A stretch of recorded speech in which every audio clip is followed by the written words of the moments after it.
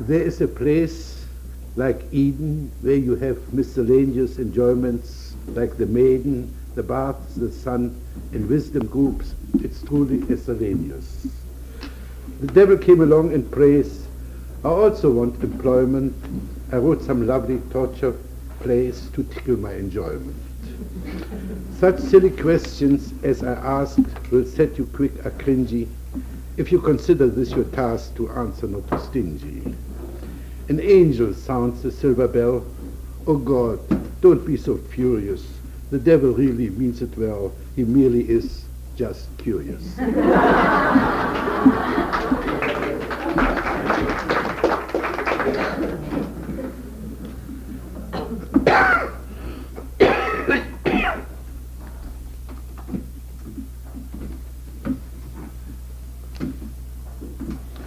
All right, this is the final session. Anyone who has any resentments? I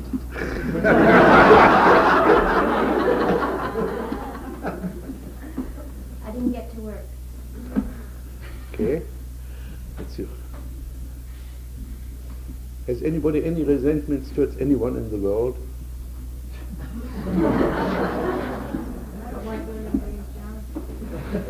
Yeah. Now just in fantasy, tell that person your resentment. Imagine you're telling it. And follow this up with your demands.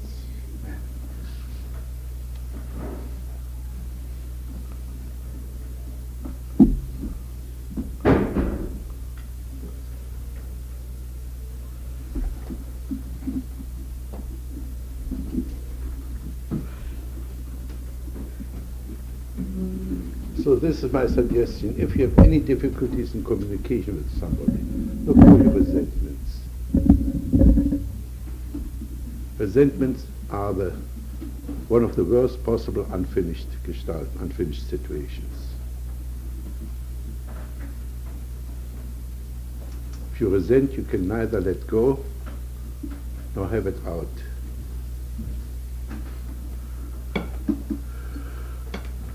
So, let's take these three too. 1, 2, 3. I would like to work with the dream that has been bothering me. I can't think of immediate resentments. Would that be all? The first thing I noticed about you is you're like a dumpling, and there's just a little bit sticking out your hands. Otherwise, you keep so to yourself. Just watch this. A little expanding you are towards life. You don't talk like this. I talk most of the time like that. I mean, you just picked something to happen right now because I'm nervous. You're nervous. Yeah. Can you give me your symptoms? Feeling the blood flows in my veins. I feel them. I feel the blood flowing. And my heart beats. I have a sudden ache in my back. So, and I feel stiff. Stiff. That's nervousness.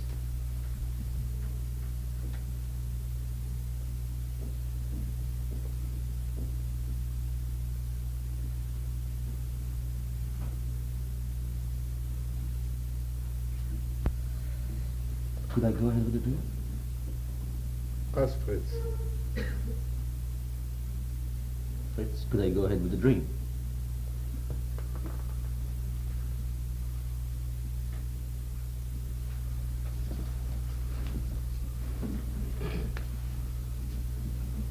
You decide for yourself.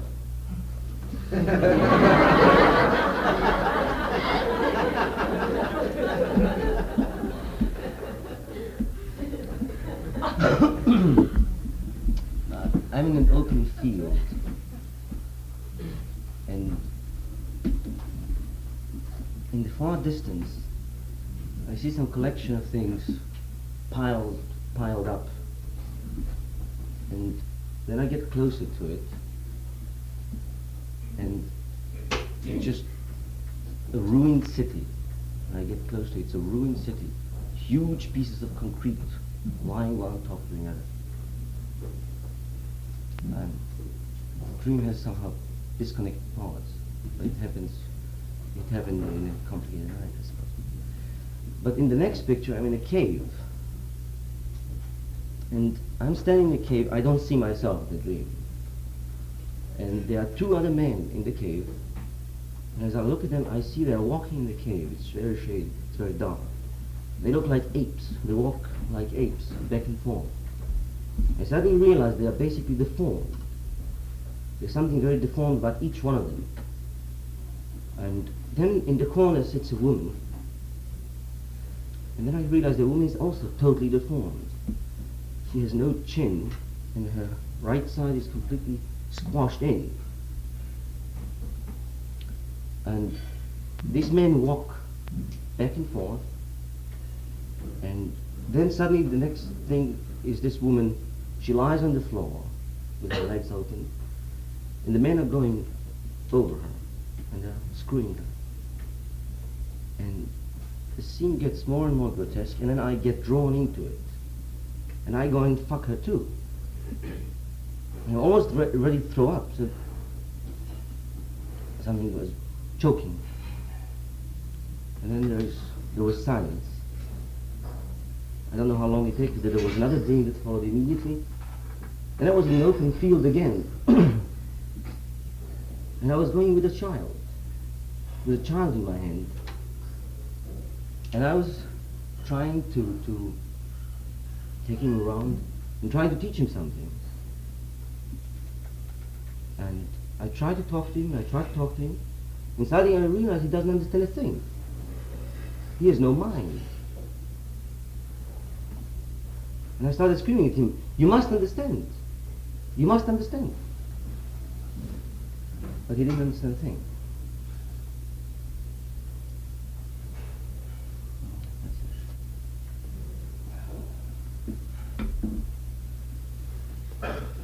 What interested me mostly was you spoke about the right side being maimed, and yet all the time you were only talking with your right hand.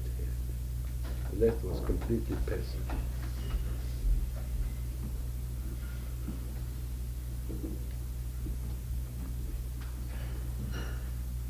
My right hand is weak. Very good. I can't do better with it. My right hand is strong.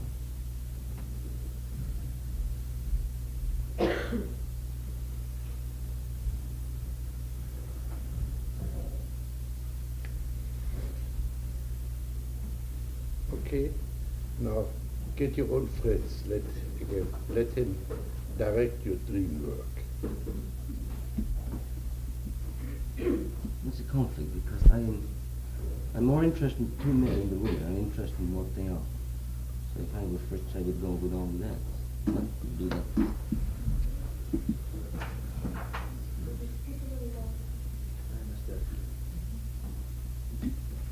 I said I can't be my own Fritz, I said.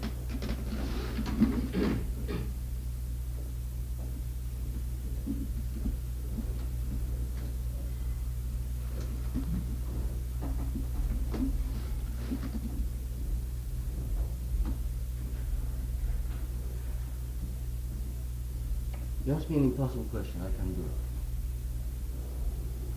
I've tried to do it in fact in my mind over the past 24 hours. Tell this to Fritz.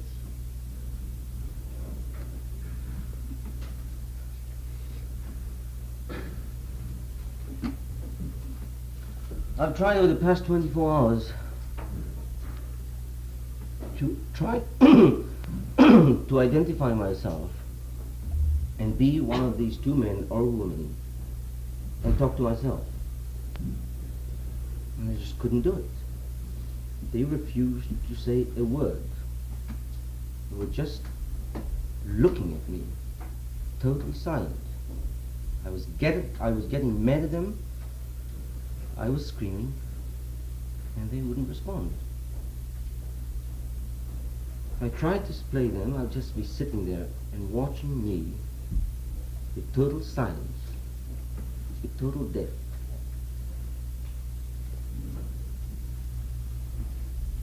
So what does Fritz say to that? Fritz. What Fritz is?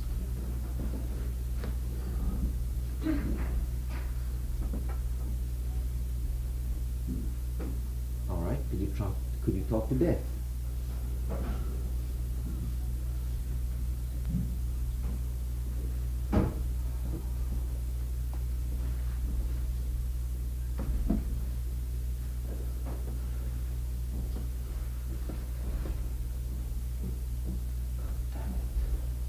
Say this again.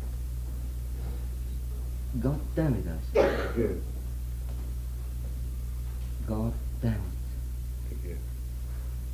God damn it.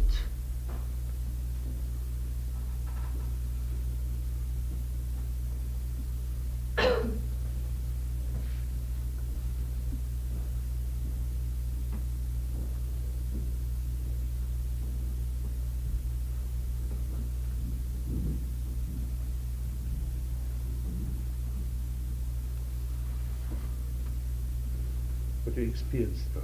Something's going on. I experienced what I experienced the evening before the dream. I was going to have a brain surgery. And it's the first time that I was totally, completely afraid of death. I had a car accident and I was just a healthy man and I suddenly had to go into a brain surgery. And I was frightened to death. That sensation came back now all of a sudden. It's the first time I became aware of it. It's something totally present. You know, it's just there, next corner. And I was afraid. I was never afraid before. And that sensation came back to me right now.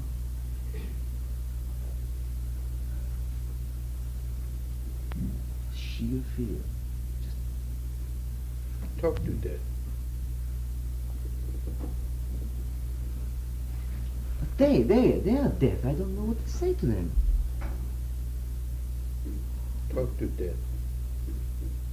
You said you're afraid of death. I don't know what death means to you.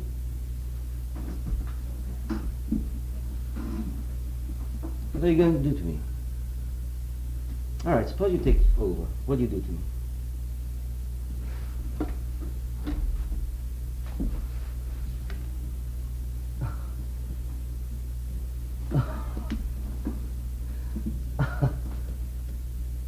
I'll empty your mind. You'll be like that child. You'll be without mind.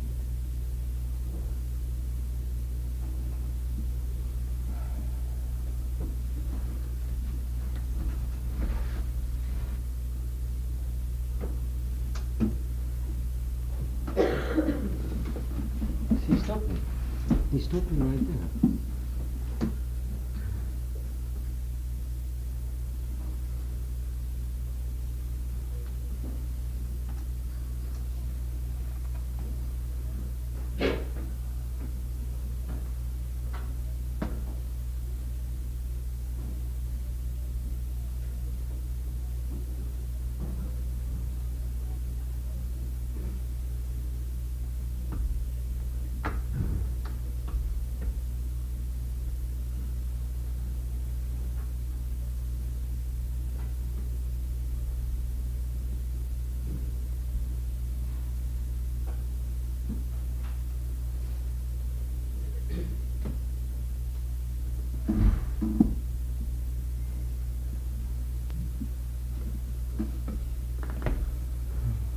I started thinking now.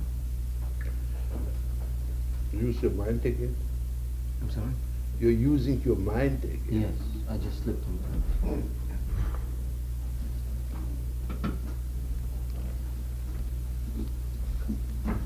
Could you play a person without a mind? The child. He was totally joyous. He was joyous, he was running around, playing, collecting flowers. They have. He was going around, he was collecting flowers, he was having fun, he was running around the hills, he was laughing, smiling, doing all the things. Play him. I am a child. Play him. The man without mind doesn't talk, so I can only do things. I can only do things.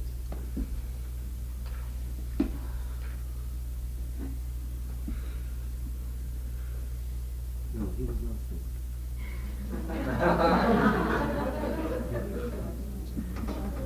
He was laughing and smiling.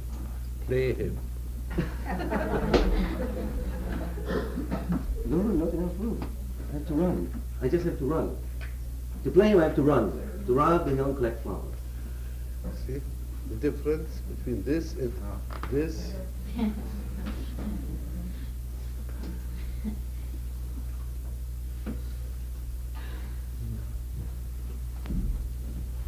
not unaware of it.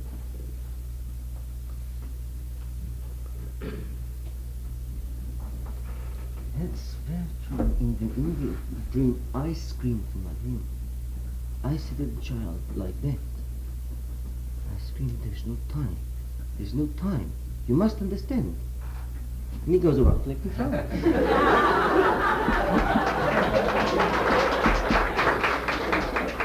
You get the message?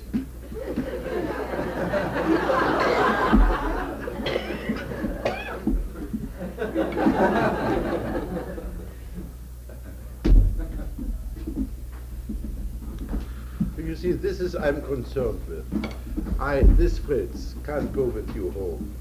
You can't get me as a permanent therapist, but you can get your own personalized Fritz. Take this along with you. And he knows much more than I do, because it's your creation. I can only guess or theorize or interpret what you're experiencing. I'm not you, I'm not in you. And I'm not arrogant enough to be a psychoanalyst and say, to know what you experience, what you feel. But if you understand the idea of this, your person Fritz, get yourself a chair, couch, or whatever you want there, and whenever you're in trouble, go talk to this imaginary Fritz. Make yourself a doll or whatever it is. If you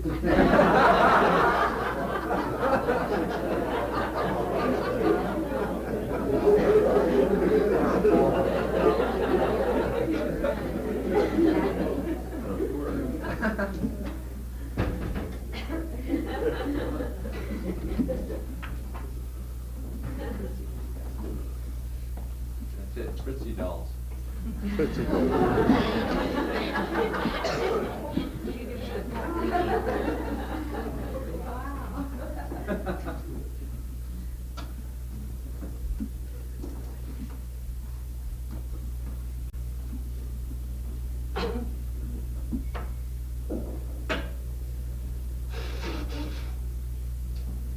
What's your right hand doing?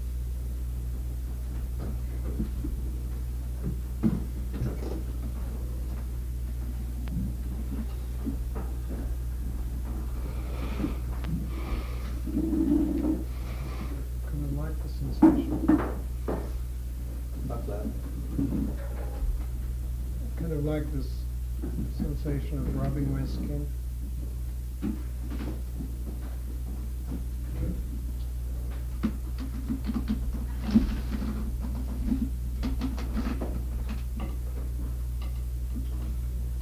Feel very tight.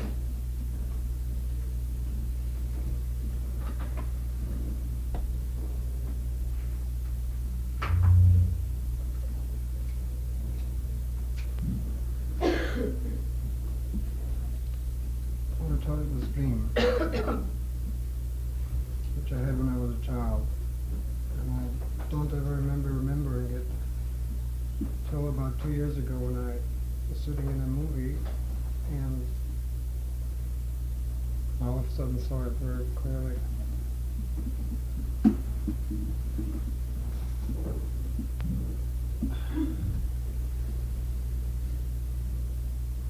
I was lying with my mother, making love to her.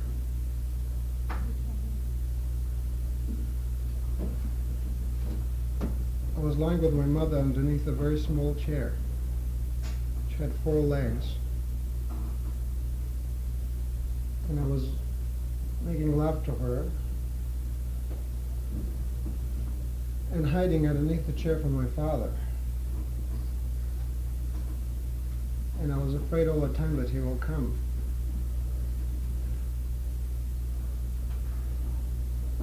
And I don't remember if he did. But that's all I remember about it.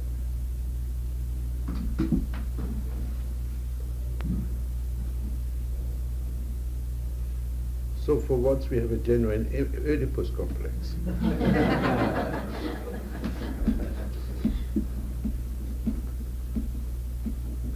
So let's call your father in. He's coming. What would he say?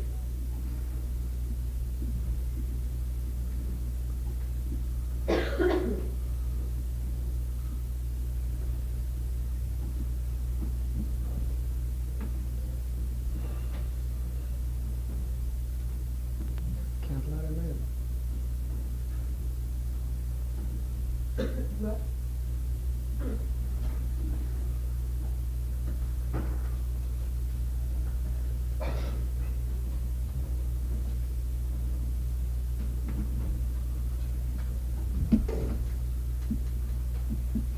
I can't see him.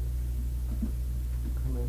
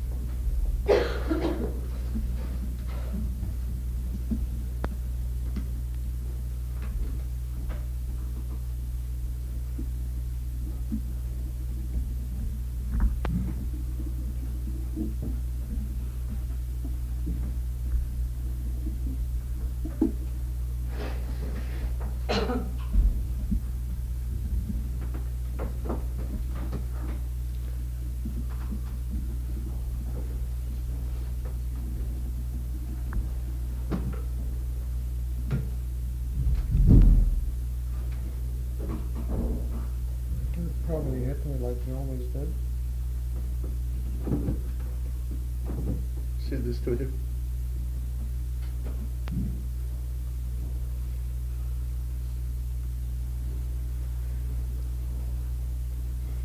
You're gonna hit me.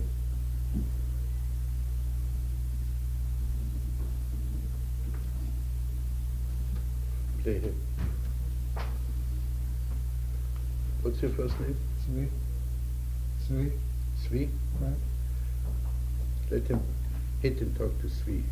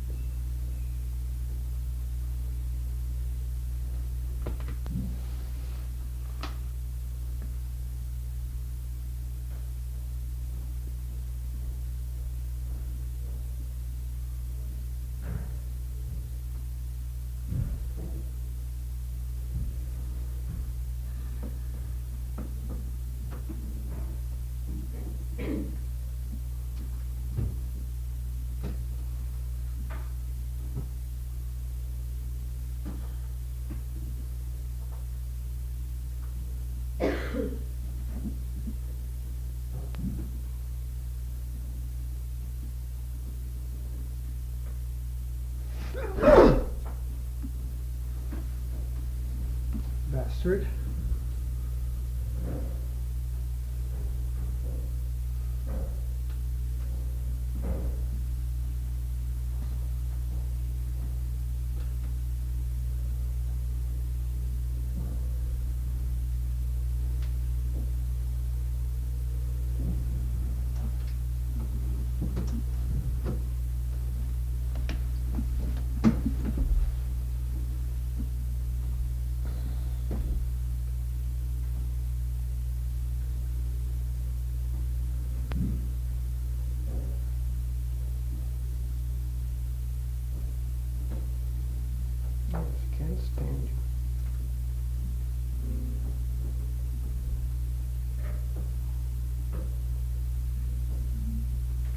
violent.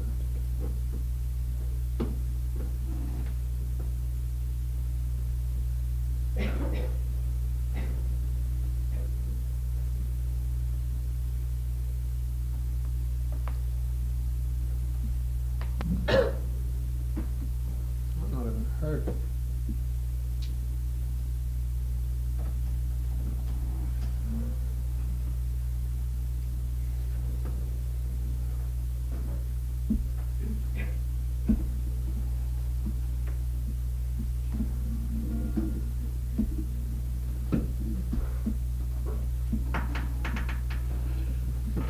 Let's do something else. You are the little boy and have an encounter with a chair. You are hiding under a chair. You and the chair talk to each other.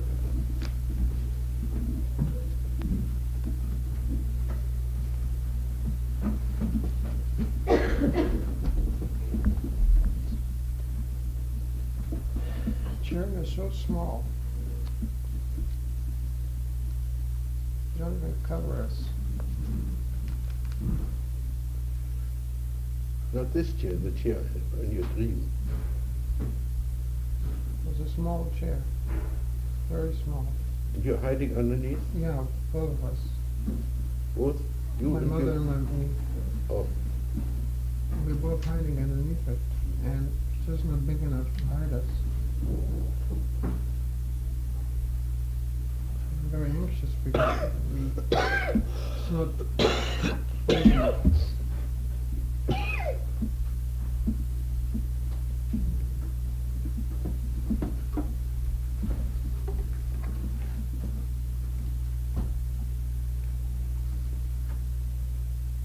Maybe I don't want to cover it.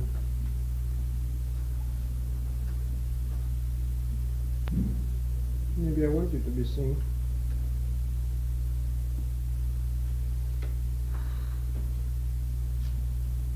In fact, I probably want you to be seen. That's why I'm so small.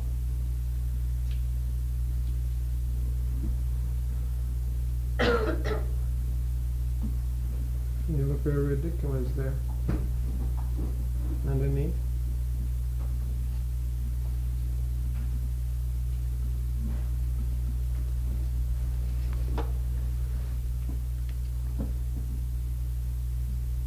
Maybe just stretch a little bit. Just a little bit. Maybe a little on the sides.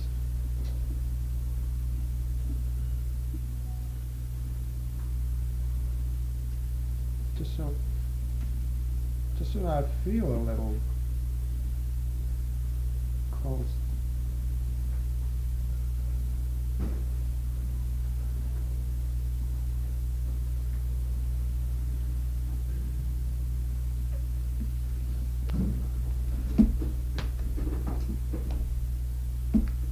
I didn't ask you to lie there.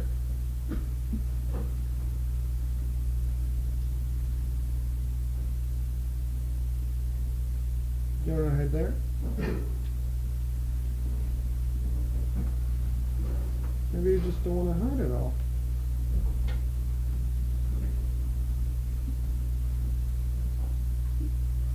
There's a table. There's a bed. We're hiding on a chair.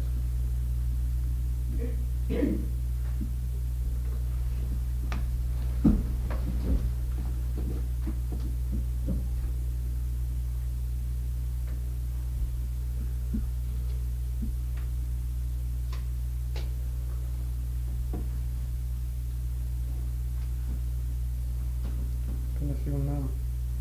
yeah. Now play the chair. I feel numb. I don't feel anything. I'm a chair.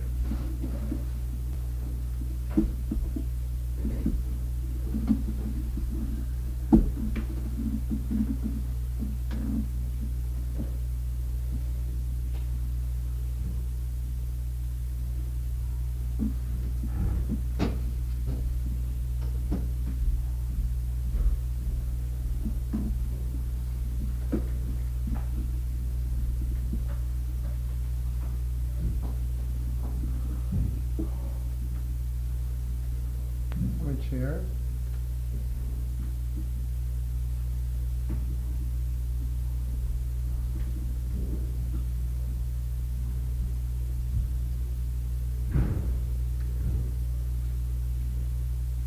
I'm a chair and I'm just standing with 4 legs. None move, but I don't fall. Talk to Papa.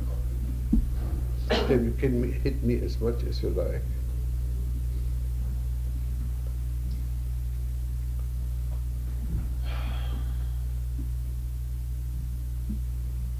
You just always hit me. What do you feel as a chair?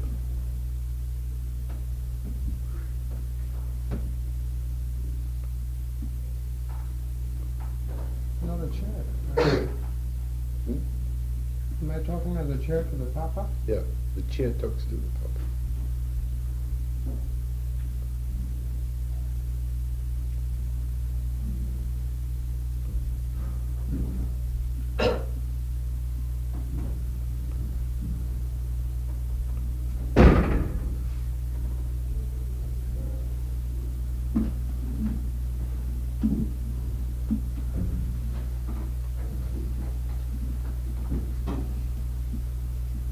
Come on, sit down and look at them.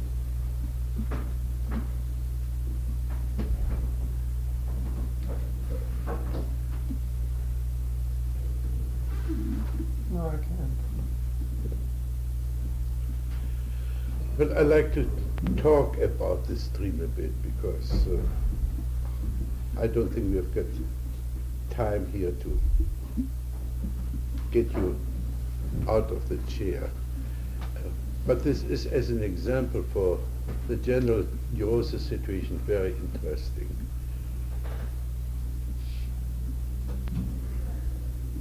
The awareness covers, so to say, 3 layers or 3 places. Awareness of the self, awareness of the world, and the awareness of the intermediate, what's between, of that layer that prevents a person from being in touch with the world. Now in this case, obviously, you are afraid to be in touch with Papa. His touch is not very pleasant, he hits. So you put something in between the chair.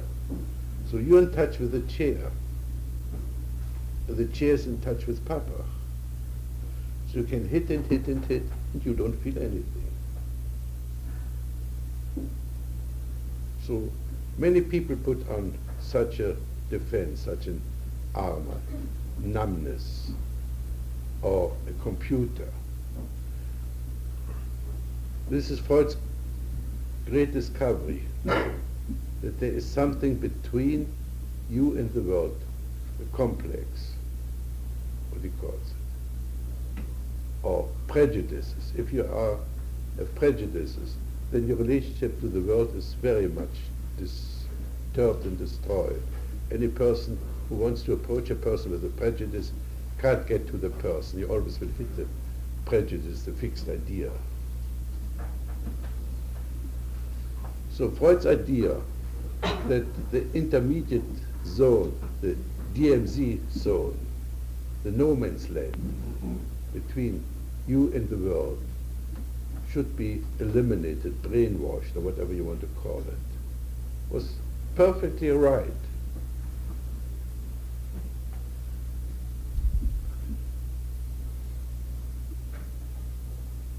The only trouble is that Freud stayed in that zone and analyzed this intermediate thing. He didn't consider the self-awareness or world awareness. He didn't consider what we can do to be in touch again. But as an example here, it's very, very beautiful. The chair, you are in touch with the chair, you and your mother hiding behind the chair, and then the outside world is presented by Papa, and you're hiding fearfully there in your safe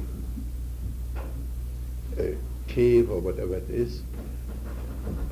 Yet at the same time, you already want to come out. The chair doesn't give you complete protection. You see what I mean? Mm-hmm. Okay.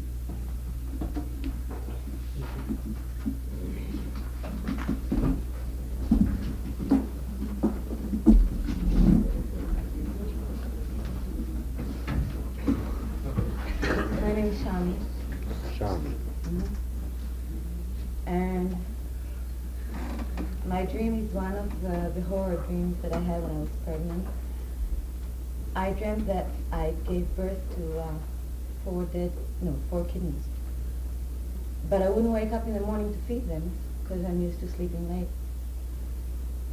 So they died at 2 o'clock when I woke up. And I somehow got 2 of them back to life.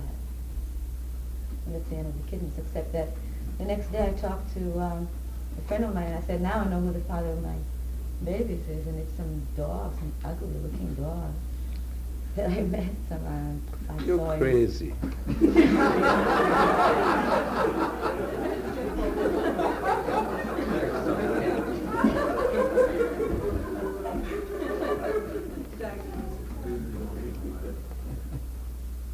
Think so? Really?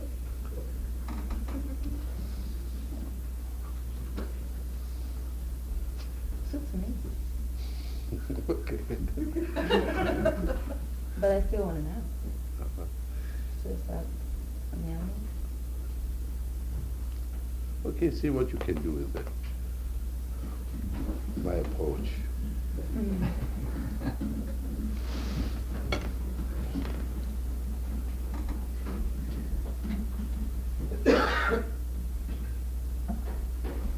Them. These, I'm the kittens.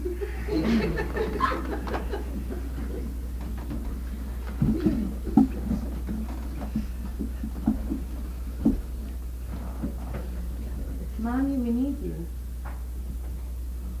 You have to come and feed us.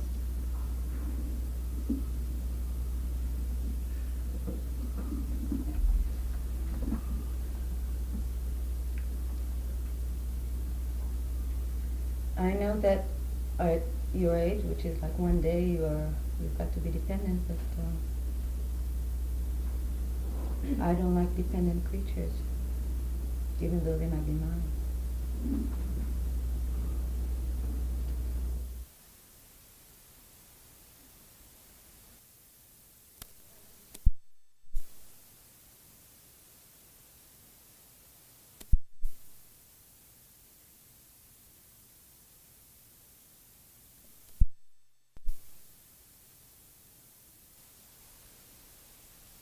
So we can't be anything other than weak. We were just born. We don't know anything. We have no way of being strong, like you probably want us to be. You've got to raise us first up to a certain age or level where we can start being strong ourselves.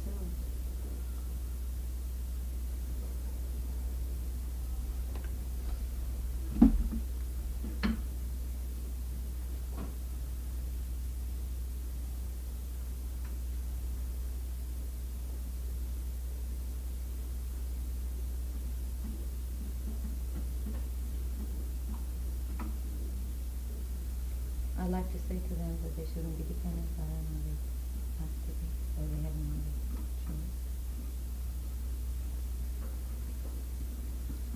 What do you call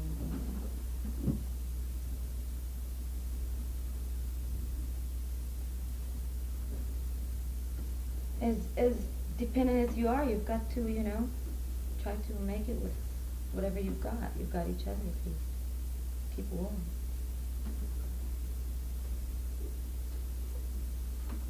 If you help yourself, then someone will come along that will help you.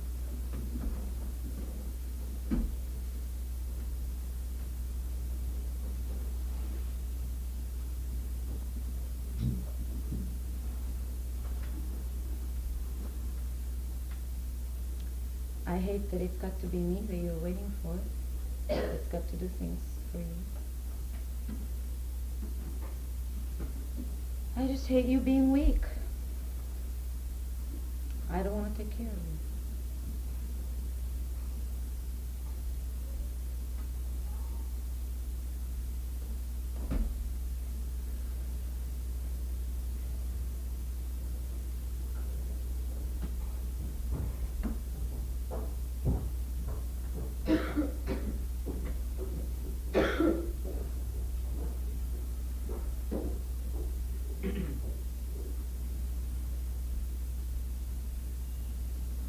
Whenever you get to your impasse, you smile. You know what that's for. Embarrassment or something.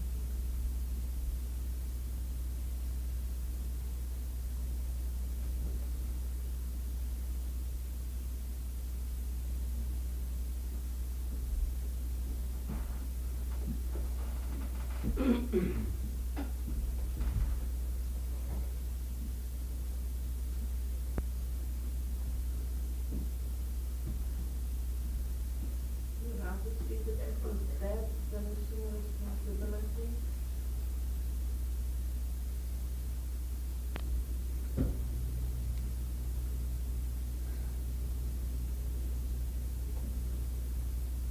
I guess I don't care enough to do that. And I don't know if it implies to my baby or to just weakness in general, weak people in general, or my weakness.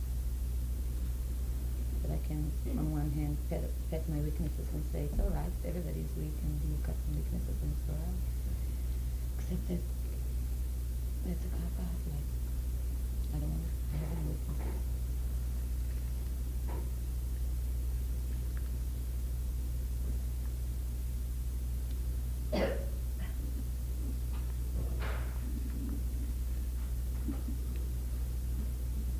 And I don't want the ugly dog to be the father of my babies either. At least if they were good looking.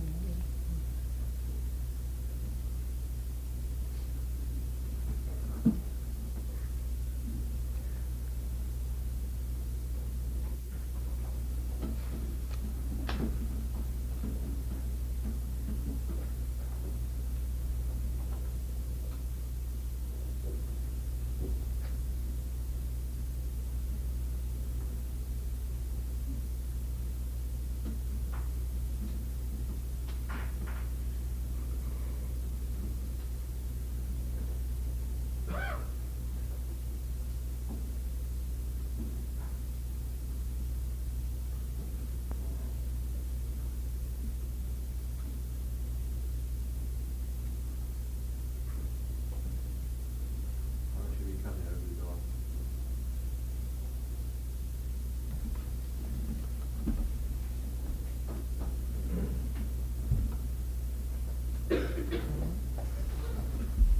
I'm ugly and one of my legs is missing. My left eye is, doesn't see. But I'm good. I don't cause any trouble. I don't bite any of the cats on the farm.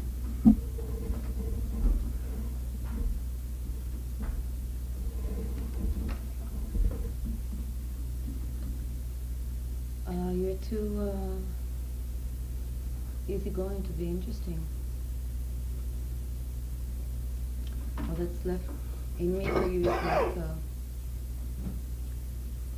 well, I can stand you, but mostly pity you. Because like you don't demand anything, you just, Can you work a bit more on your left eye is missing and one of your legs is missing? I didn't get that when I'm the dog. Okay, when I I got talk to the dog. I got the message that your left eye is missing and the leg is missing. Well, the leg is half. Half missing. So.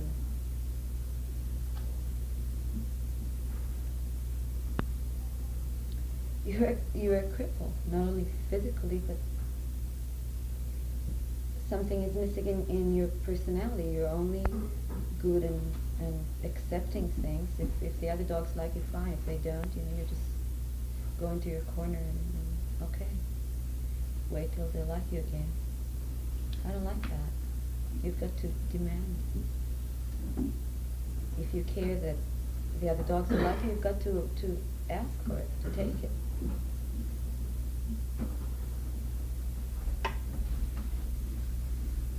But I can't run as fast as the others, and I can't see as well, and I'm weak, I know, but I'm good. And I can give you friendly feelings, like I can show you the love that I feel for you.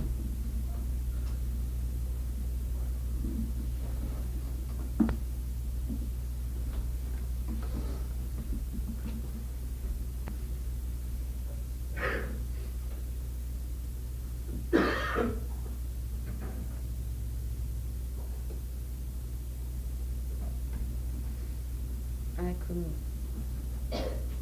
not only live with someone who is a cripple, but not even have a dog as a cripple.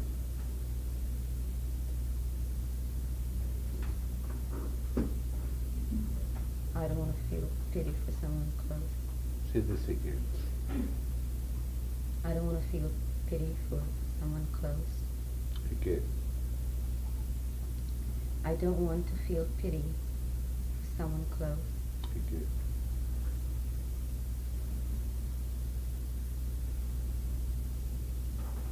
I don't want to feel pity for someone close.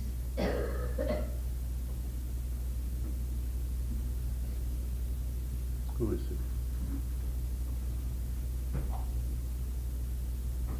I think it's my husband.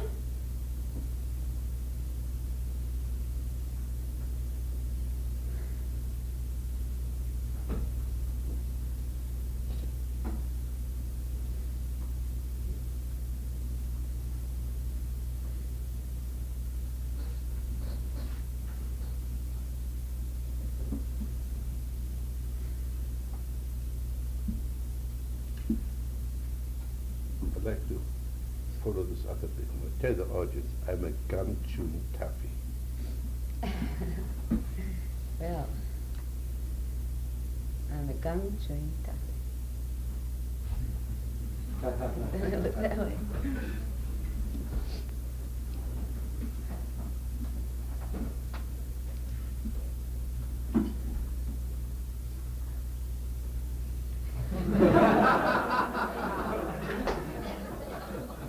So, now have a conversation between the taffy and the weakling.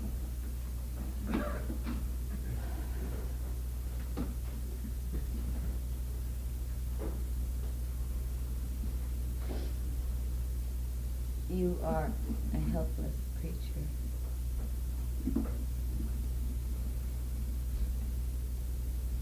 You depend on superficial things like public opinion.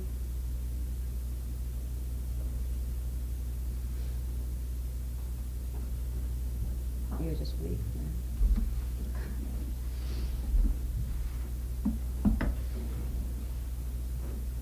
And you think that you've got to be as strong, the strongest one of all. Never show emotion to anybody. Never cry, neither in public nor when you're alone. Never show that you are sad or hurt. With that, it's good to be strong, but you've got to accept that the fact that only when you're weak you can appreciate the strong.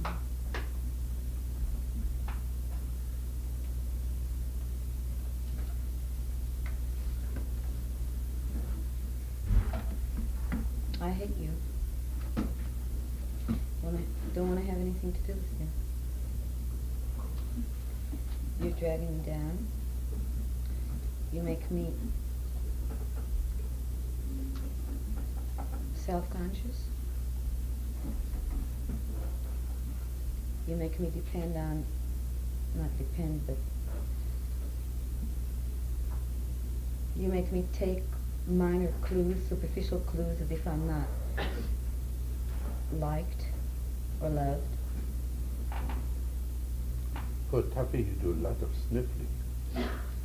Those Taffy and Wiki have the stuff names.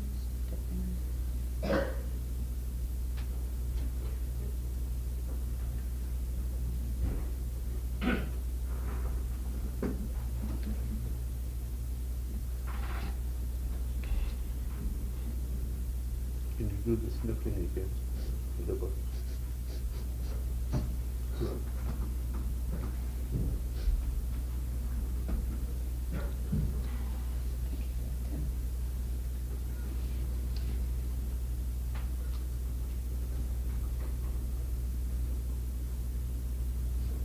You're too emotional.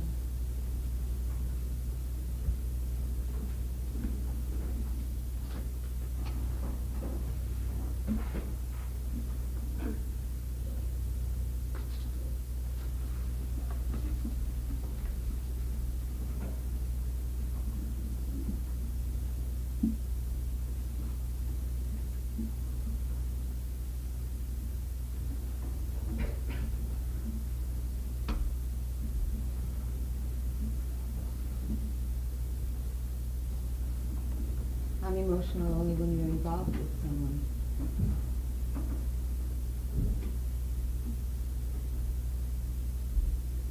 When you're involved, you let me come up and be dependent. Make you dependent.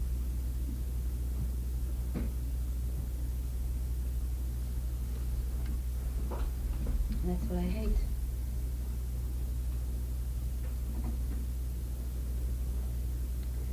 I don't want to be dependent on anybody, anything, anything.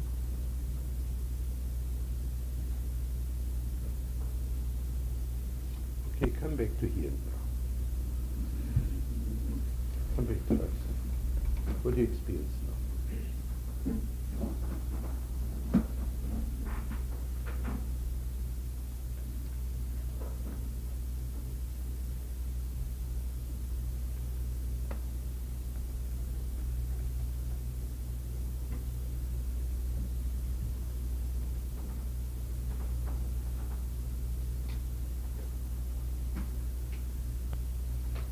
Still like the Tuffy better.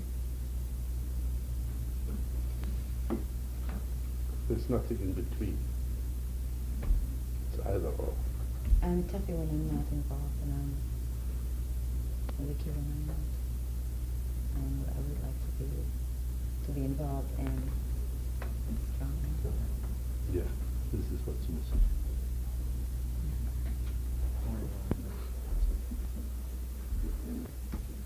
I have a recurring nightmare. I'm asleep, and I hear somebody screaming, and I wake up, and the cops are beating up on some kid, and I want to get up to help him. But somebody's standing at the head and the foot of my bed, and they're throwing a pillow back and forth, faster and faster, and I can't move my head, I can't get up, and I wake up screaming in a cold sweat.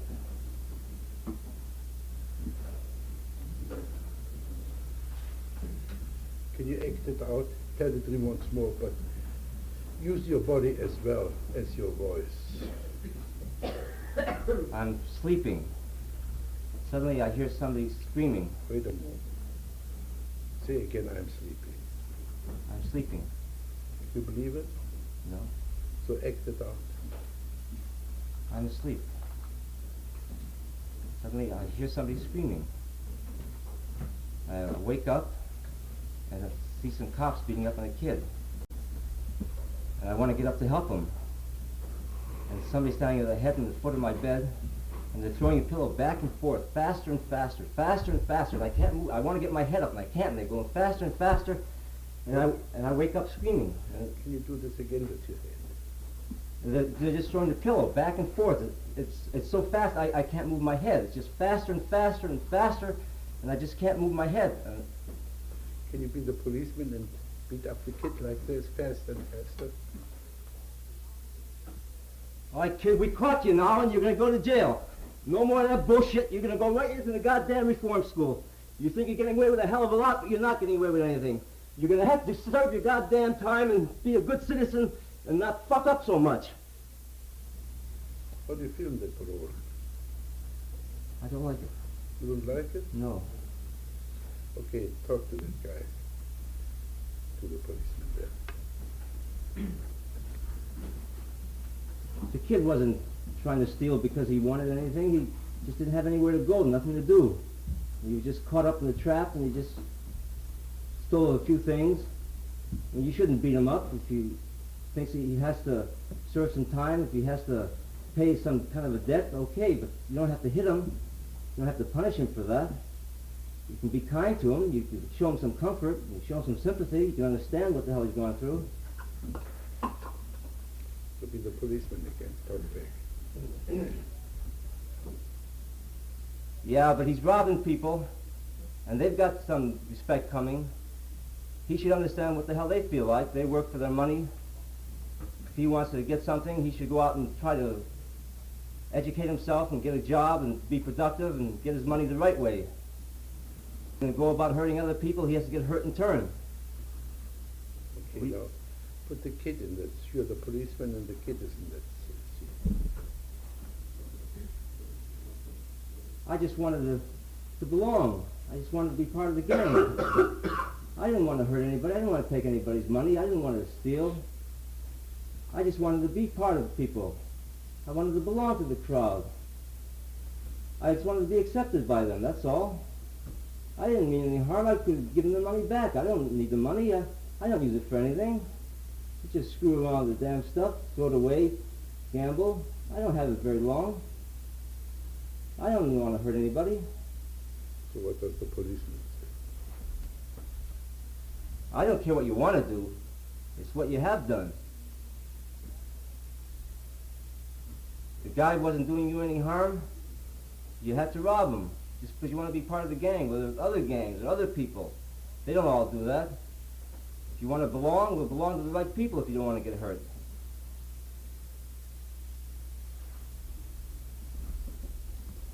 But this is where I live.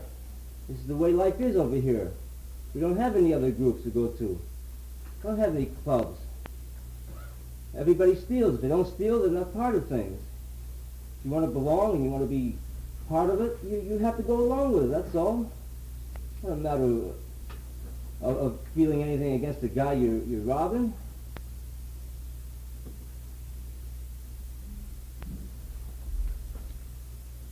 I don't care how you feel. It's what you do that counts. If you do something that's wrong, you have to be punished for it. Say this to the group. If you do something that's wrong, you're punished for it. Go on talking like this to us. If you want to be respected and you want to be treated kindly, you have to be willing to abide by the laws. You have to be willing to go along with people. If you want to be a free man, and you want to go among people with a little respect, then you just have to show them the same kind of respect that you expect them to give you. If you don't, you just get the punishment you deserve. Now play the audience.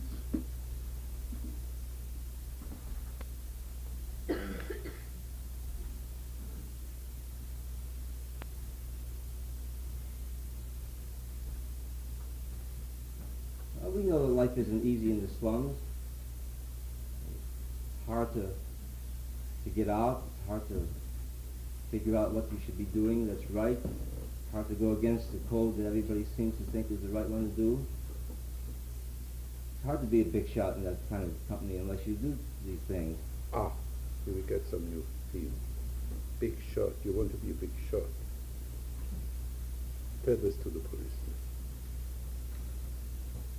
I want to be a big shot. I want to be somebody that other people respect.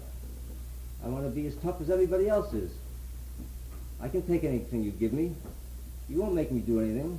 You won't make me talk. I want to be a big man here.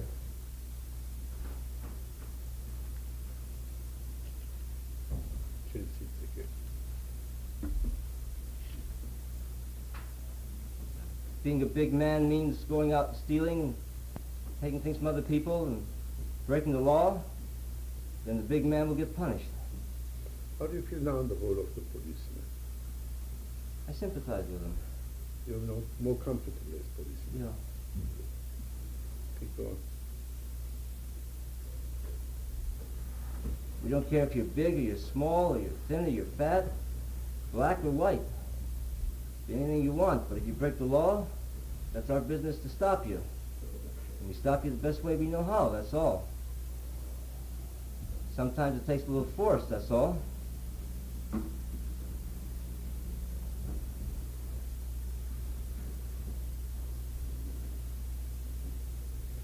Close your eyes now. Become aware of yourself, what you experience now. Weakness in my knees and calves, throbbing over my left eye, sort of impotence to be able to do what I want to do. Now, can you say this to this boy? I feel weak in my legs, feel my head throbbing. I don't feel capable of doing what I want to do. I don't feel free. I feel you hold me down. You won't let me go where I want to go. Be what I want to be.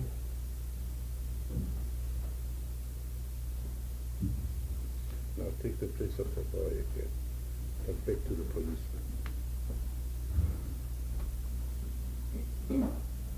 I'm going to get out of here. I'm going to do the things I want to do.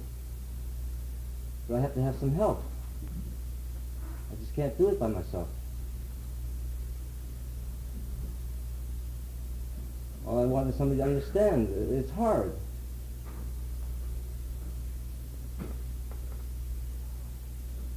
You see, the very moment he got in contact, in touch with himself, you notice how much of the toughness turned out to be a fake.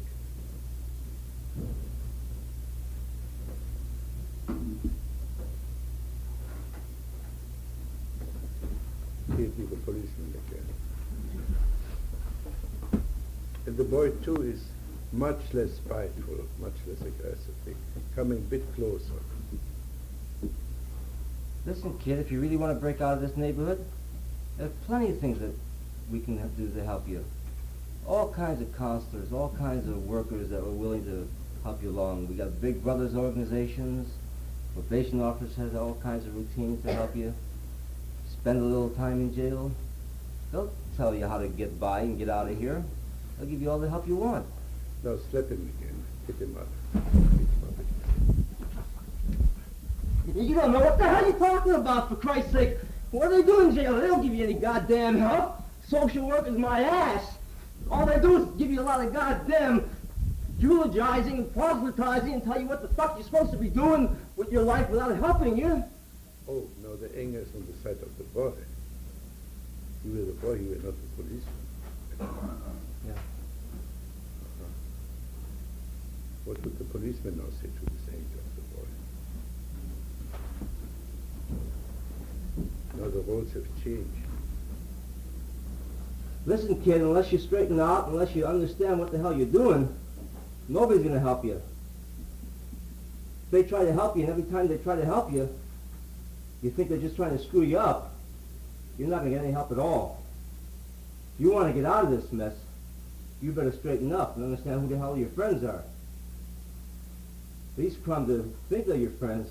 Bullshit, they'll stab you in the back for a dime. Change both.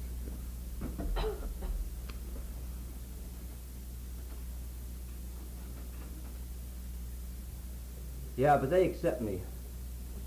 They know me and they don't ask anything of me other than what I want to give. All you other people, you're always asking for things you can't get or I can't give you. And you want it the way you define the damn things, not the way I see them.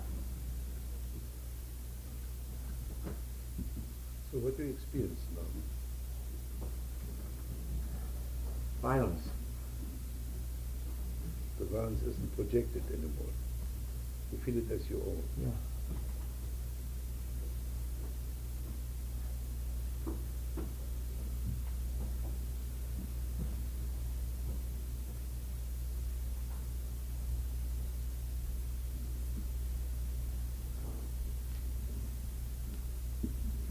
So close your eyes again.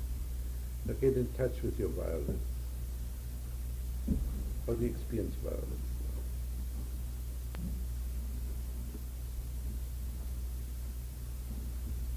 I want to just destroy things. I want to break the past. I want to get rid of all those things that keep me from doing things. I want to be free. I just want to lash out at them. So talk to the past. Past, I want to get rid of. Past, you can't hold me up. A lot of kids are going through the same thing. All kinds of slums in the world. Many people have gone to reform school, been in jail. That doesn't mean they can't accomplish something. I'm getting my PhD. I'm through with you. I've gotten out of it. I don't have to have you around anymore. You don't have to bug me anymore. I don't have to go back and see what the hell life is like there. I don't have to feel the excitement anymore. I can live where I'm living now and go into the academic world, the real world. So what does the past answer? Yeah, but you know that we're your friends, that we understand what you want. Our life is richer. There's more excitement, there's more meaning. There's more to do, more to see. It isn't sterile.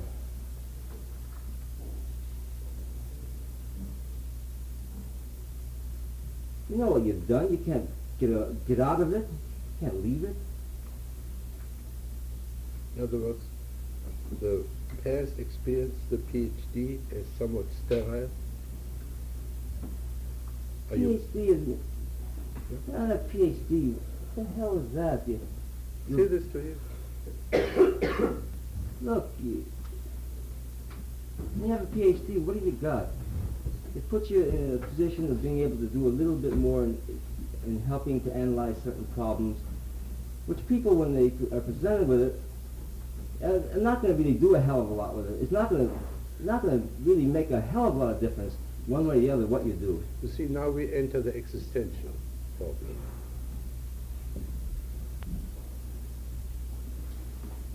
Now you've got your hang up. There it is.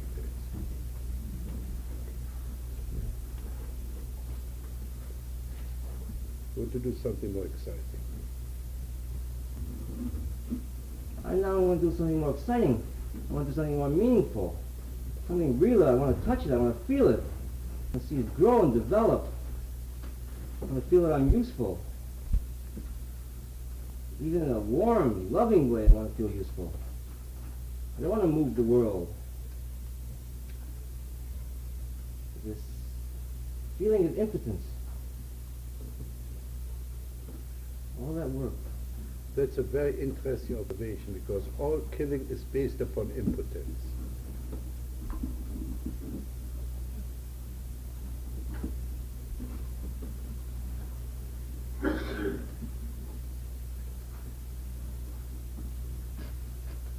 So be the PhD, if you will.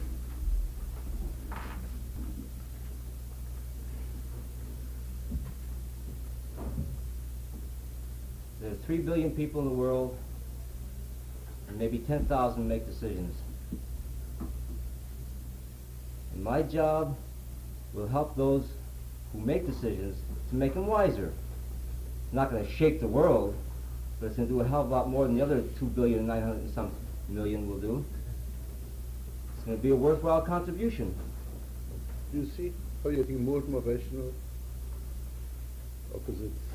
coming together now. How do you feel now? I feel I want to be rational. I Yeah, want to yeah, yeah. I think you did a very good job here. Very lovely.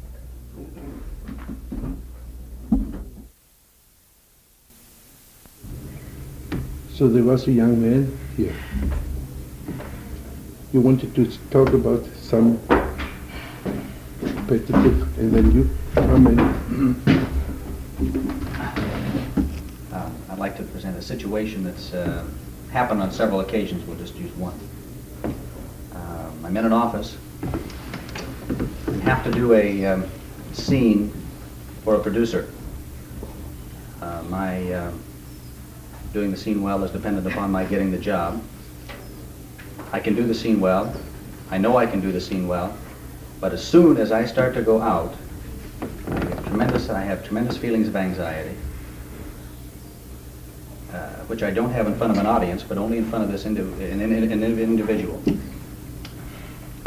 And so as I come out onto the small performing area, and he's sitting approximately where you are, my anxiety level rises to the point that it starts affecting my breathing, and I don't do the part well, and then I don't get the part. And it's happened on about 4 occasions with when I get into a really have a chance for a very responsible situation. I mentioned this already before, that in order to produce stage fright or anxiety, you have to have 2 poles. The one pole is that you're anxious too. You're anxious to get the job, right? And the other is the catastrophic expectation. If I fail, then. So I would like you to play these 2 parts. There is play keenness and play dread. And talk to the producer about it. Both me. Huh? Keenness. Keenness. I feel I'm a good actor. I feel that I know my craft. I feel I can reproduce the emotion for you. I feel I can handle the job. I feel that the $5,000 you would invest in me a week is worth what I have to offer. I feel I can do it if you put me in a situation to do it. Yeah. Now I noticed when you start to speak and advertised yourself, you did this. Beat him to death. I don't know what this situation, what this means. For me, it's at least some pushing down. Whether you push yourself down or him, I don't know. Okay, now, the catastrophic expectation. I feel that I will not, that I will not do a good job. That you will feel that I'm just another one of the young, smart aleck actor coming up who thinks they know everything, who, is no better than any of the rest of them who are coming along, who has no uniqueness, and I'm not particularly interested in what you have to offer. So go on, write the dialogue. Write the script between these 2. Change seats as often as you need it. You're going to have to do something to show me that you can offer something unique.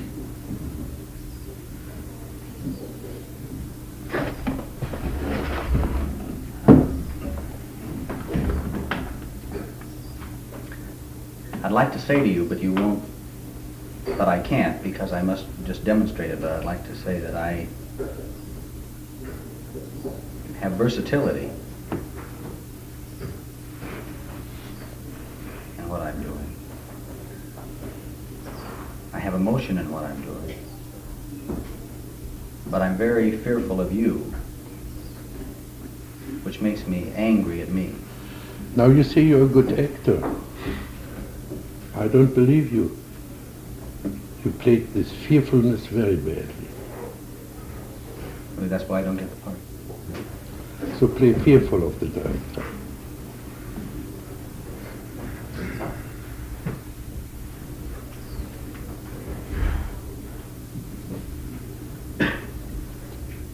afraid you're going to think I'm a nobody. But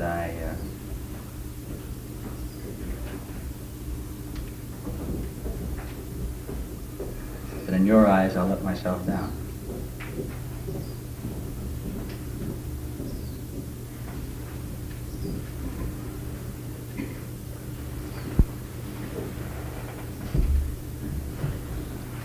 Can you feel your fear?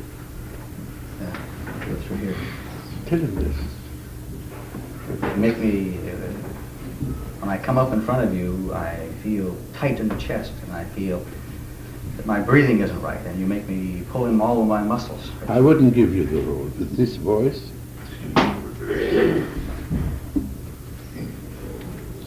I don't know what a good actor I am, but I would play something like this. I'm afraid. I can't speak. Make me so anxious. That's how I would play it. But then I would really be playing a role. Yeah, that's what I'm asking you to do. No, I was trying to recreate my real feelings. All right, if I were to... You're bullshitting about yourself. You're not playing a role.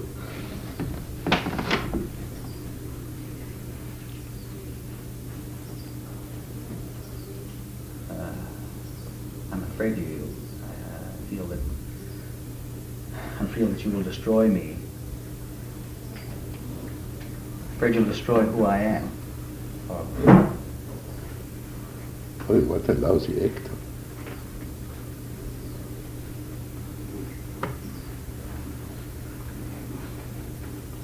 You're reading a script. You're not acting.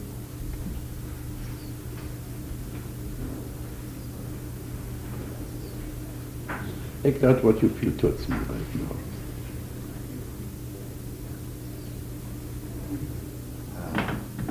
So I feel, You're describing again. all right, how do I act out how I feel? You're I just want to withdraw. I want to withdraw. I don't want to act out anything. I want to withdraw. To whom are you saying this? I'm saying it to you because that's what I feel. You didn't say this to me. So I say it to you. Huh? I want to withdraw. I don't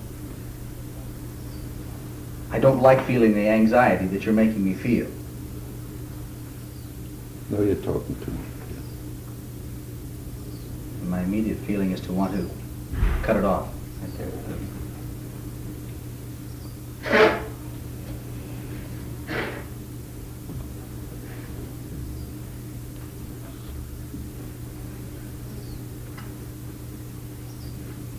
Feel all tight through the chest, and that's the feeling. You're not an actor. You describe a case story.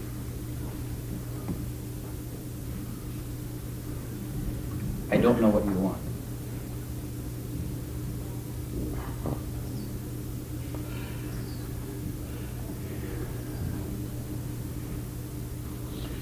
You're like all the actors I've met, or nearly all, with 2 exceptions.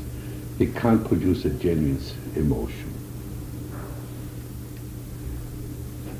Maybe they don't have one.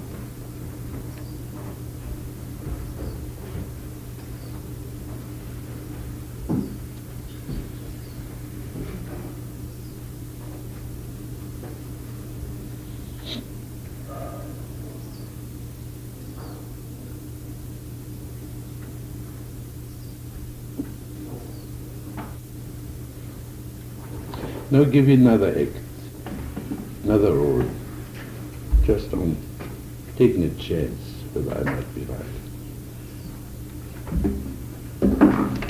Please, Mr. Fritz, please give me that role. Take your time. Try that role. I hate doing this role.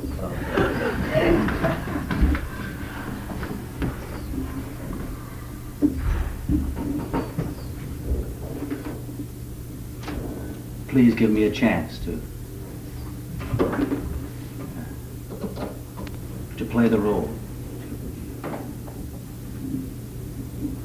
to create for you. You see, I begin to believe you now. begin to feel what you're saying now. I feel torn when I say it because Say this to him. I hate begging you for anything. I don't want to beg you to do the role. Again. I don't want to beg you to do the role. I want you to say, you're good and I'll hire you. I don't want to beg you for anything. No, I fully believe you. Now play it.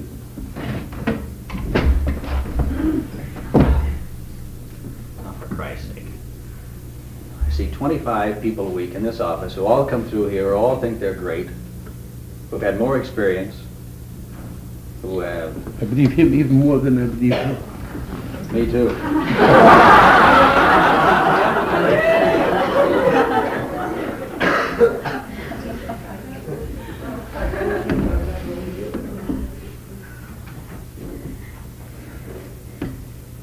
Tell you that. What have you got to offer? You're short. You're not particularly, you're not the star material. What is it that you think that you've got that I should spend $5,000 a week on you? You're going to switch me, aren't you?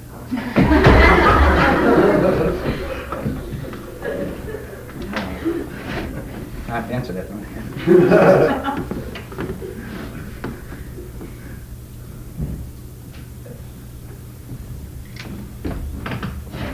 I have the ability to create something.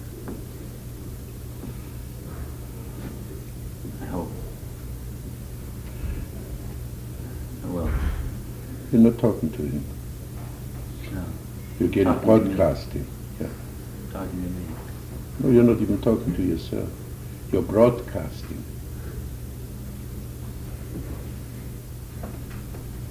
Because, Mr. K, I think I'm goddamn good as an actor, to be honest. Uh-huh. And I think I have something that you can sell. Do you hear the difference? Can you feel the Yes. difference? I like that better. I can't wait to see it. Sure. Now you're getting in touch with yourself. Before what you did was pure mind fucking. Nobody was going to fall for that. But if you can bring yourself across, talk to me.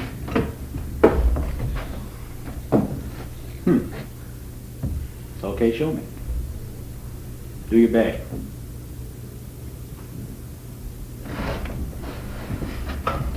All right, goddamn it, I will. You see the difference? You're getting confident now. I like that better. Okay.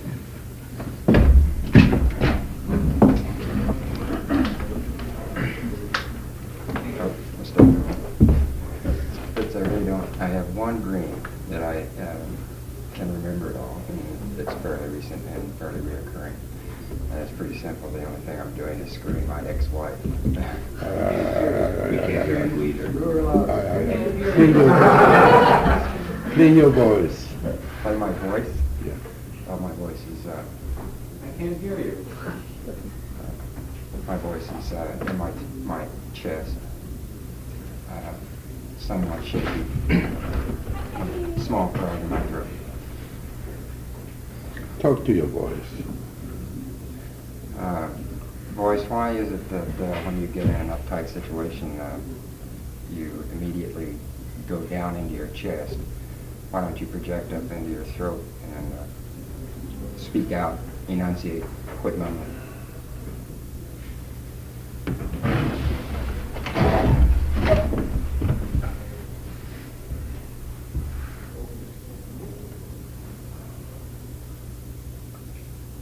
Oh, I don't know. It's pretty comfortable down here, and that way people may not hear everything I say, and I can cover up some of the photographs, perhaps.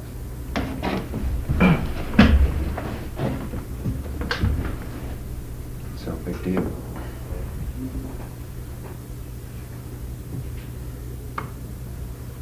Let's have a variation of this theme. You're a big hunk of flesh, right? A big body. And you are a small voice. So that your voice and your body talk to each other.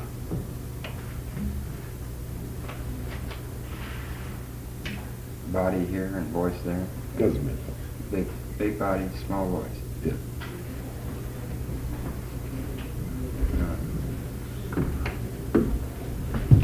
You see, to me, they just don't fit.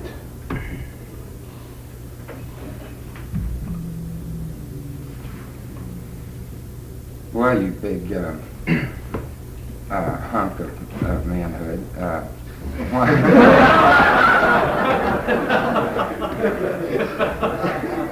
Why don't you let it all hang out and display your voice like it should be, as far as in proportion to your big, healthy body.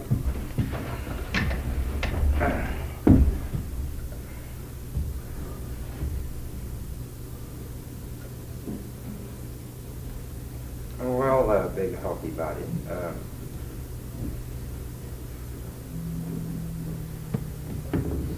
I'm not so sure that you should have a big, powerful voice in these things. I think maybe you deserve me as a weak, small voice in your life. If I gave you a big voice, you might become obnoxious as hell. So, become obnoxious as hell. Yes. Talk to the audience. Be obnoxious as hell. And not sweet as heaven.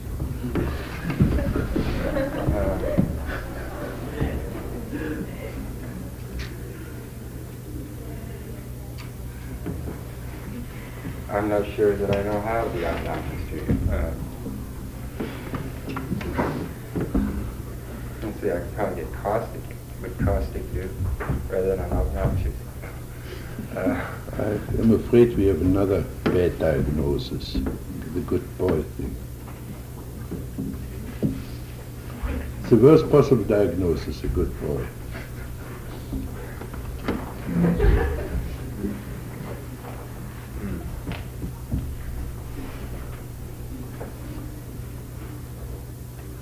I'm trying to think of obnoxious things to say to you. So rehearse it. Say it in fantasy. What? No. Say it in fantasy. Don't say it aloud. Say it sub-vocally. Just imagine saying it. The most obnoxious things you can think about each one. Smile when you say it. Enjoy it? Not necessarily. It's a vicarious thing as far as being able to look at them and think certain things.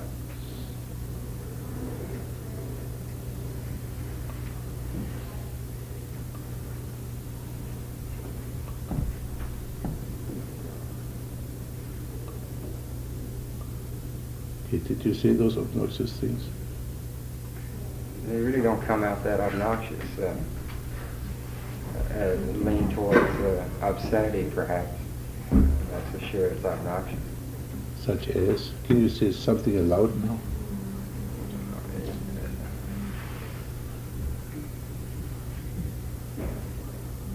Screw you.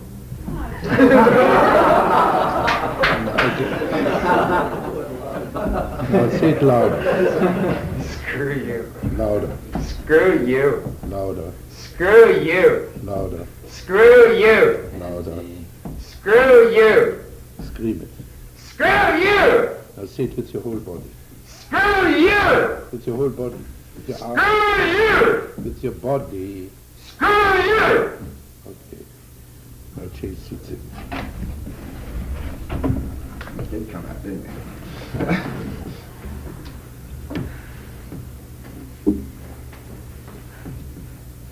You want to keep talking to voice?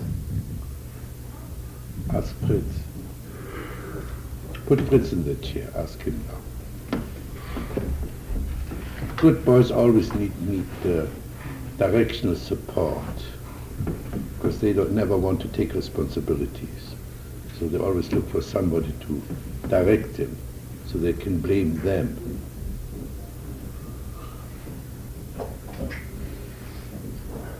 So put Fritz in the chair. Let him direct you.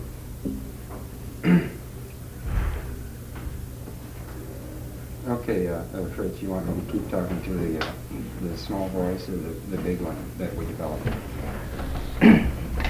Well, you developed a big voice and then you got back in that chair and you immediately reverted to your small voice. So maybe we ought to continue talking to the small one.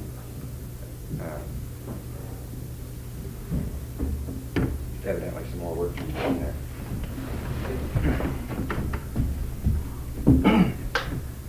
Well, I'm sure that we could go on this path for quite a while, and eventually maybe I could get the voice come out.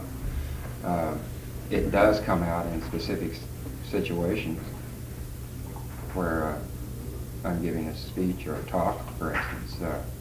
I have a very good voice. Somehow, though, right now, I just don't, I'm not able to get it out of my chest or out of my throat.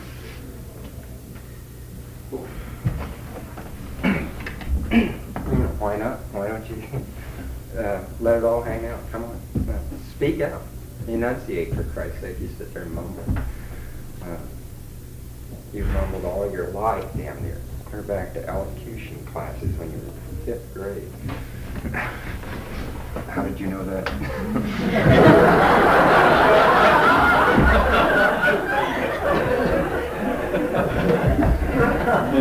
Because I'm a wise, sage son of a bitch, that's why. I agree.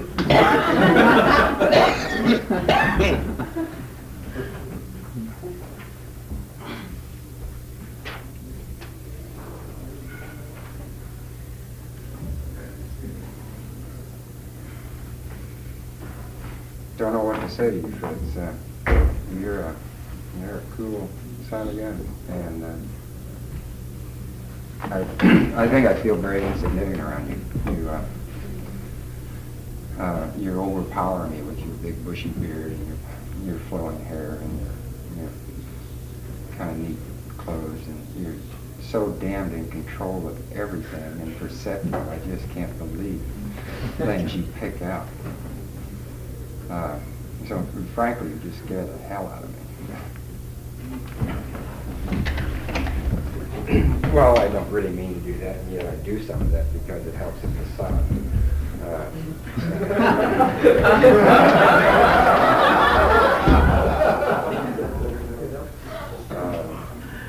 I'm supposed to be the wise old sage of Esalen, and you came here to see me, and so you'd be disappointed if I acted out any other part, right? I suppose so. Yeah. Still, it's a rather frightening thing, and yet enjoyable thing to be around.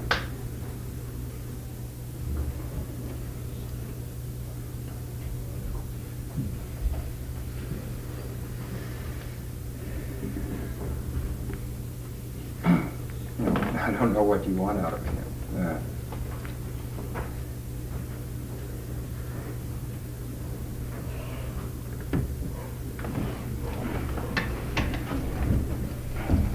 What do you want out of yourself? You came up here wanting to experience contact or an encounter with me. What do you want to do?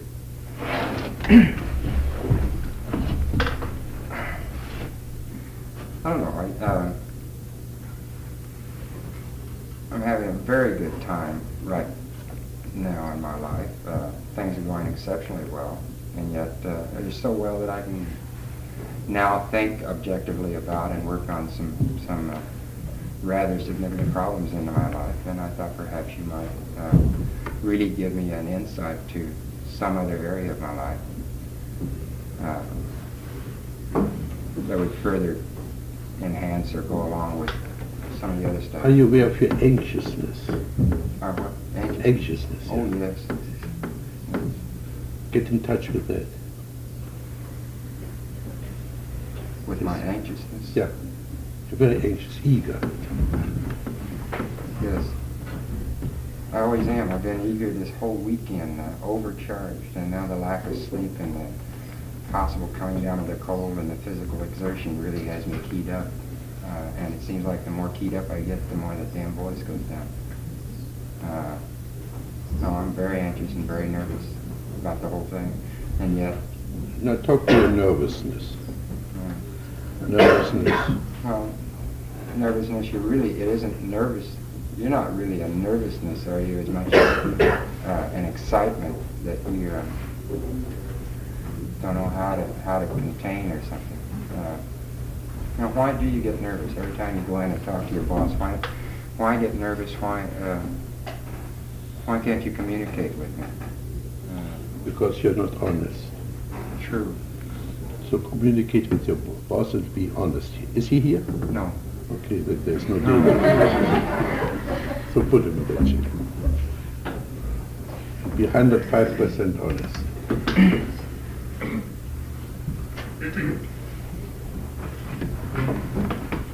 Tom, you're without a doubt one of the most uptight individuals I've ever known. Do this again. Tom, you're without a doubt one of the most uptight individuals I've known. Louder. Tom, you're without a doubt one of the most uptight individuals I've known.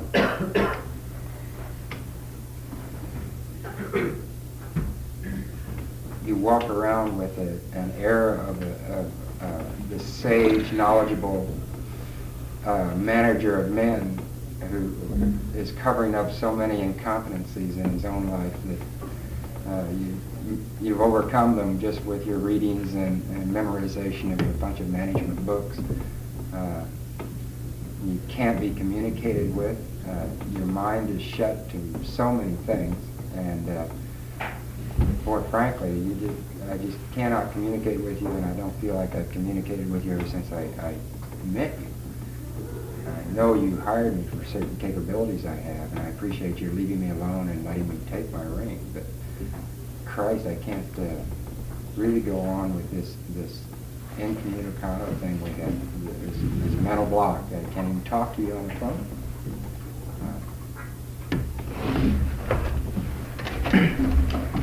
Well, you know, we're running a business, you're doing your job, and I'm evidently satisfied, or I'd tell you about it. Can you hear your dead voice in both cases?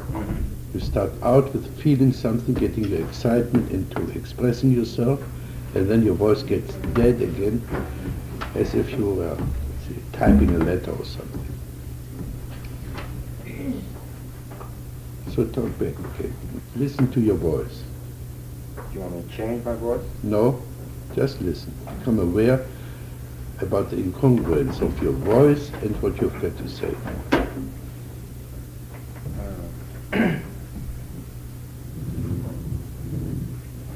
You know, when I interviewed, we told you that you would get your initial bonus and stock options if you performed, and if you didn't perform, you'd get a pink slip. Listen to your voice. Yeah. I see your voice like the truck full of gravel, and the truck has a hole and leaves the gravel behind. You're running and just leave some words, some sounds behind. So change seats again.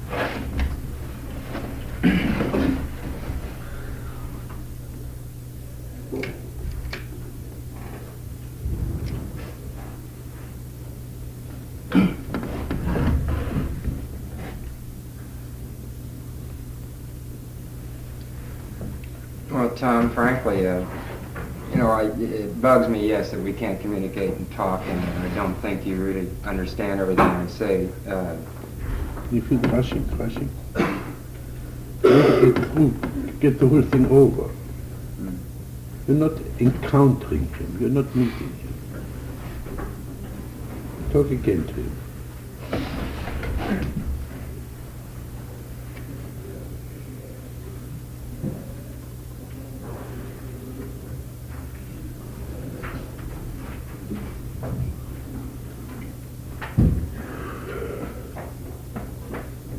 Tom, you know, I really like you, and I think you're a hell of a good man.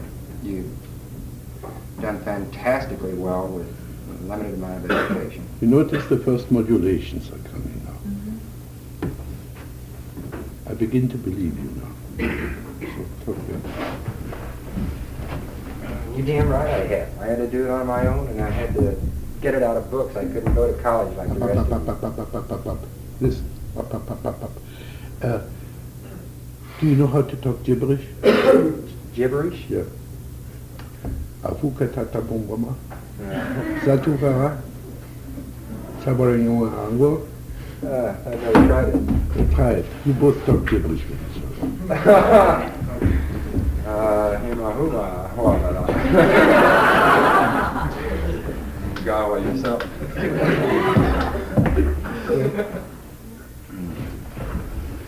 What do you mean I'm God? No, it's just not that. You're not going to let me God. I really do. Something becoming much more because this is my suggestion. Do this a lot, this talking gibberish to people. Talk gibberish to a few of them here now. I don't know if I have enough vocabulary in gibberish.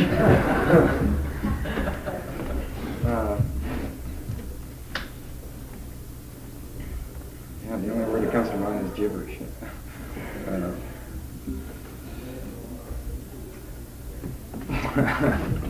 It feels so goddamn dumb.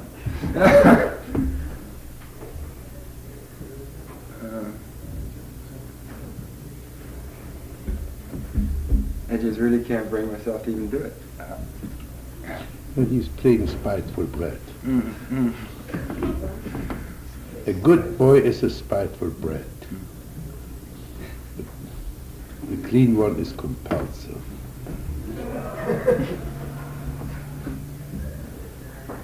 The coward shoots a hidden shot.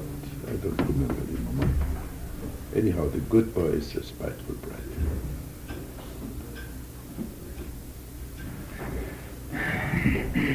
We'll get it over with. Gibble. L, slobble, crud, slick, slop, slim, slam, gibberish, globble, gloom, glab. Okay, close your eyes. Get in touch with your embarrassment now.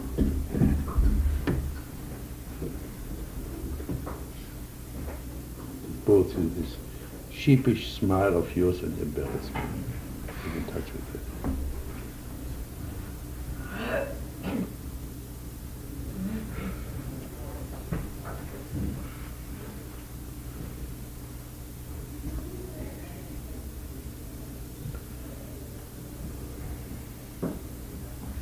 What are you aware of? Then my smile is slowly fading. So come back to us and talk gibberish again to some people here.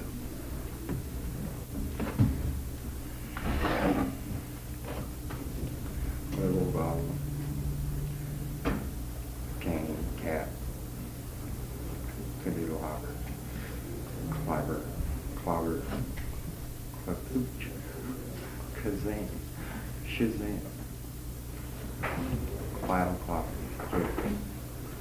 So get in touch again with your embarrassment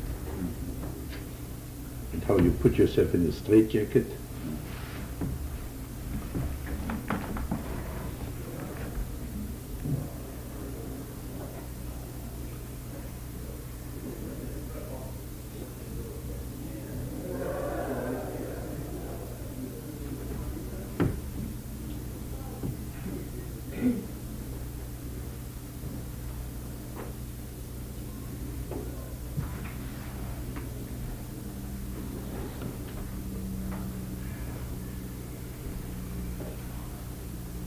And go back to talking gibberish, tell them, or go back to English and tell the audience about your embarrassment.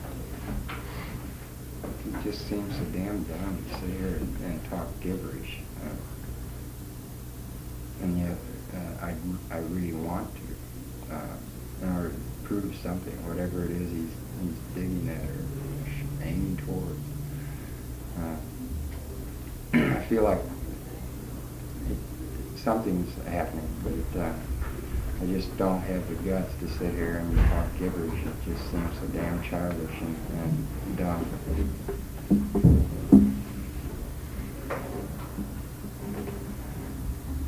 So can you exaggerate this being childish? Be very childish. Play gibberish pranks on us. Then the embarrassment comes back.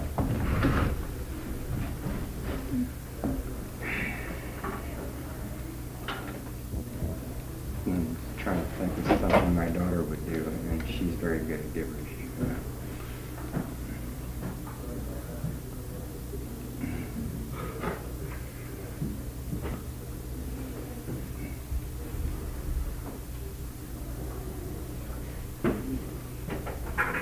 but she's happy when she does it, so you'll have to put up with my smile. Yeah. Good. Now play fool. Can you put on a performance for us? Play Village Idiot. Oh, I doubt it. Oh.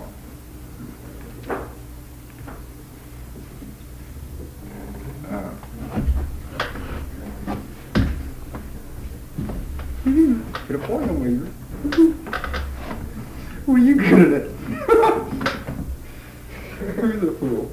You all think I'm going to act out a fool, and you're acting out a fool because you're mimicking me. I see your expression. Look at it. You look like Clem Cadiddlehopper. I'm the village idiot, and see, I want to communicate my idiocracy to you. So Very good. Now I would like to end up with having a village idiot and an executive have an encounter.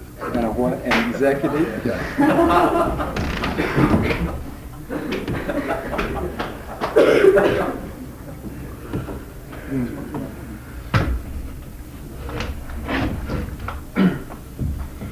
Well there, village idiot. What can I do for you?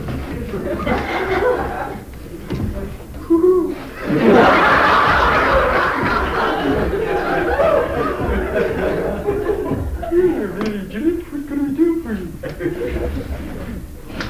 Are you mimicking me, village idiot?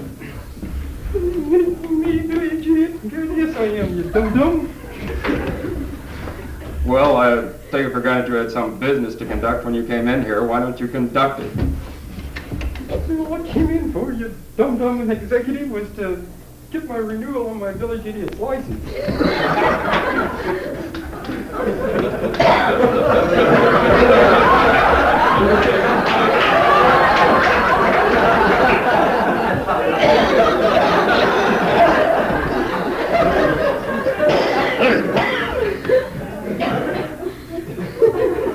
Well, you know the price for licensing the village idiots this year has gone up, don't you?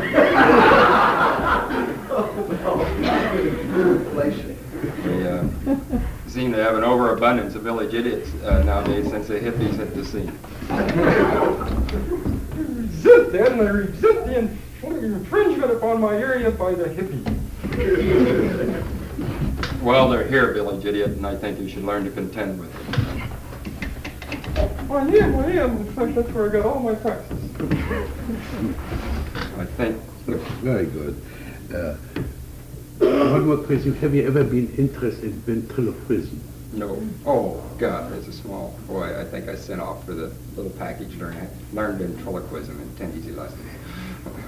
Good. Can you give me a performance of ventriloquism? The village agent and the executive talking to each other. How so? I'm not sure I know what ventriloquism would do for. I don't know. You've got a dummy here who's a village idiot, and you are the puppeteer, you're the executive. Talk to the village idiot. Using ventriloquism. Talk to the village idiot as an executive or as me? Pick your choice. I'm interested in the voice that is in here. Yeah. Doesn't come out.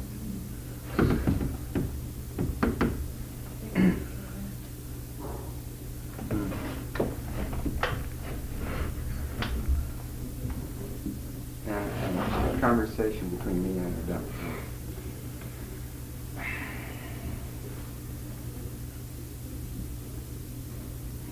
Well there, village idiot, what have you been doing today? Oh, I don't know, just running around turning people on. What does turning people on consist of? Well, I go around and I do a few handstands and kind of pull a few noses and make people laugh over them. I see. Doesn't sound very funny to me. It sounds a little mundane, in fact. You ever thought of turning serious, village idiot, and doing something with yourself instead of just running around all day and entertaining people?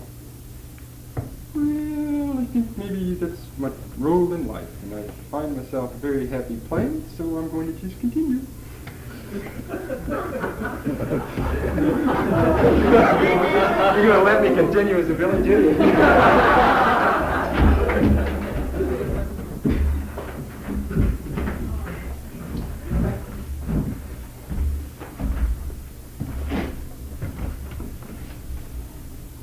I have this dream. I'm lying in bed and I'm very ill.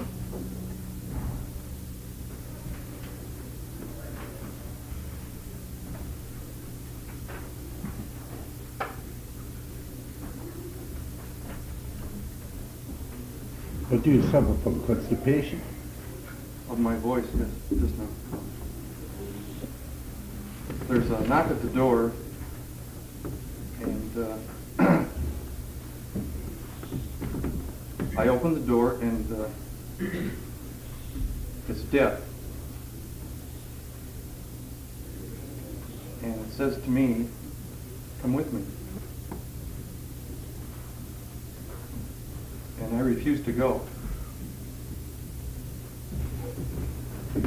I feel great turmoil and fear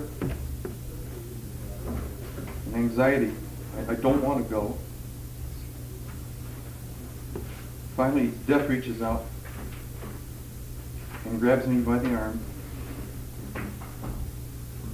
and I smile, and I walk out the door.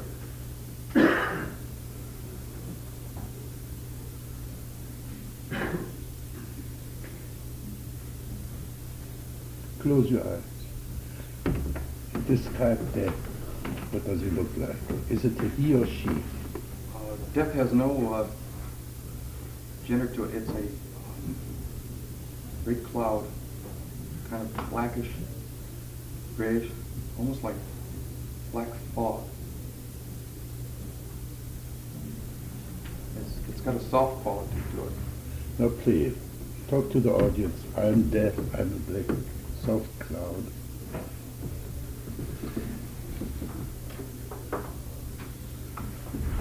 I am Death, a soft black cloud.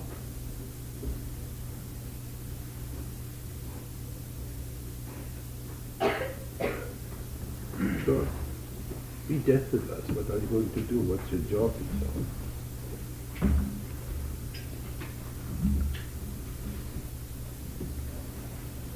I want you to come with me, because eventually you'll all be with me.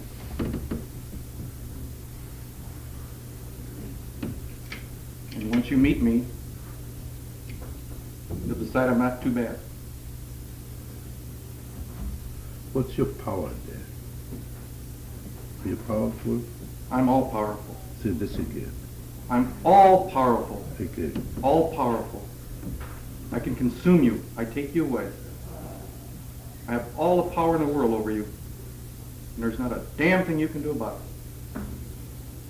it. I'm it. I'm the end. You're not frightened?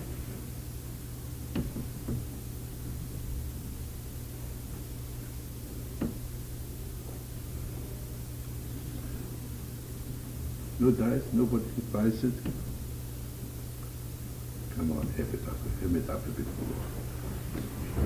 I believe you're afraid of me, and that's why you're smiling at me. I think it's a cover-up. Because I'm afraid of me. I'm afraid of the role I'm playing. I've never encountered it. I'm afraid of something I haven't encountered. Aren't you? You afraid of something you haven't met? I was afraid of you when I first came up here, but I'm not now.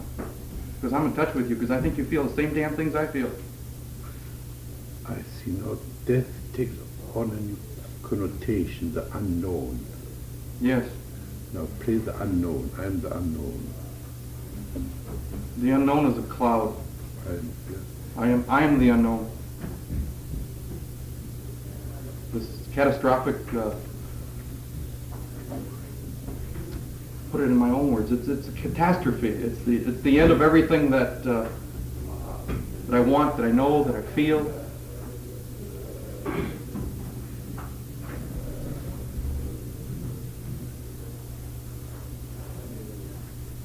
It's the end.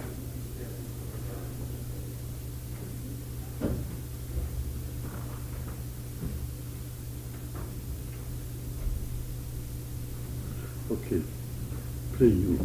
Talk back to the unknown.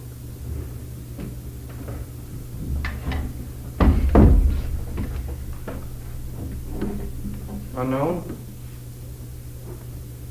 I'm afraid of you till I meet you.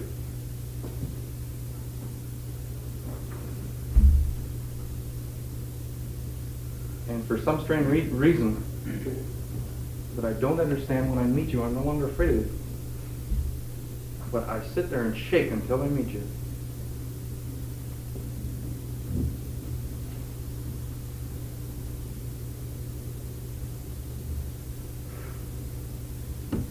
Go on with the dialogue.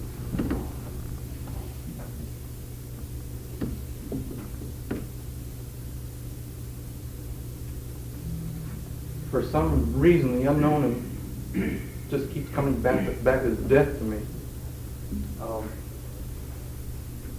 So you are also death.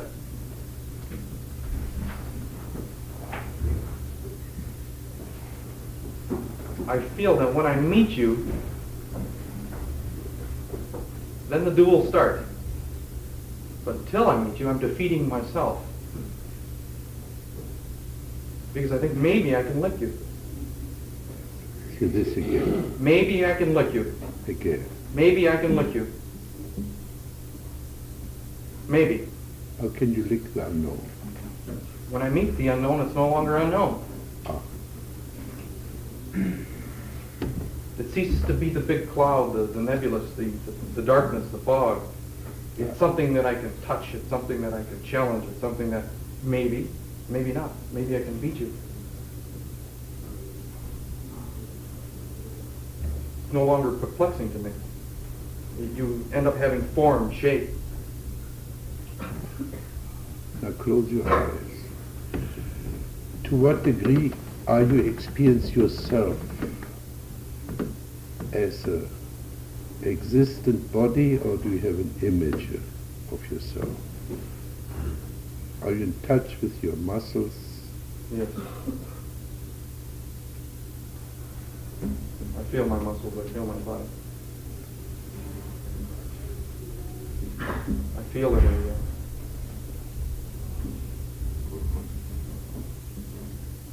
a fight position. My muscles. I've just been talking to this unknown. I'm ready to take him on. Okay, now change seats with the unknown. You want to fight me? You want to fight me? Find me first. You can't fight what you can't see. Say this to the audience. You can't fight what you can't see. Tell them more. I'm a very slippery guy. I'm a slippery guy. I'm a sneaky little bastard. The moment you think you have me, I'm gone. I'm elusive as hell. Come on and find me. When you do, I'll trip you. You don't stand a ghost of a chance.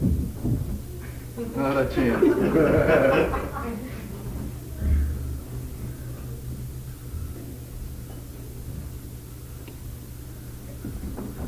Be that other guy again.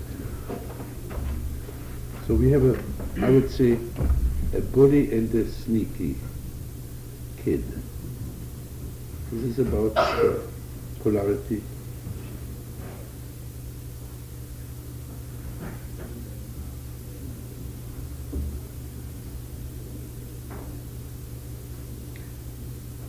You play football, by chance? No. What terms could we translate this to attitudes of yours? In terms of physical, Yeah. I Ready love to to ski. tackle? I love to ski. I love the Yeah, then you inherent dangers, the physical contact of the snow, the falling, the hurting. Not necessarily the hurting. I take that. I don't like that. I hate it.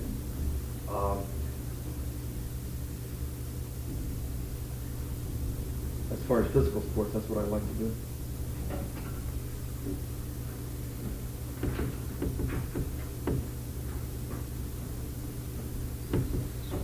Well, for the time being, for better names, let's say have an encounter between a bully and a sneaky. I'm going to find you.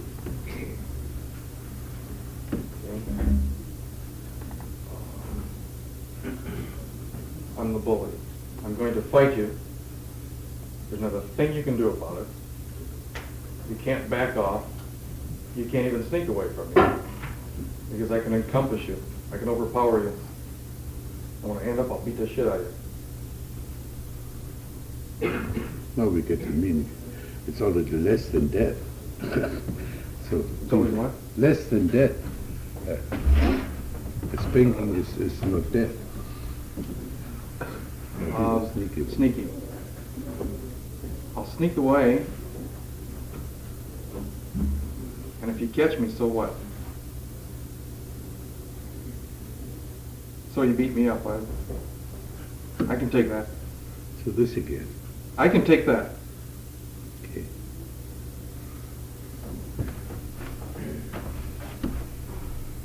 I'm helpless. If I'm the bully and you can take that, I have nothing to gain. Because I thought I would frighten you. Say this to us now.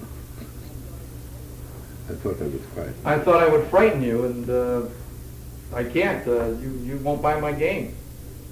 It's really fear I wanted. I really don't want to beat you up. So how do you feel now? Confused. Well, there might be other human contexts possible besides playing the bogeyman. This is the message. Dream.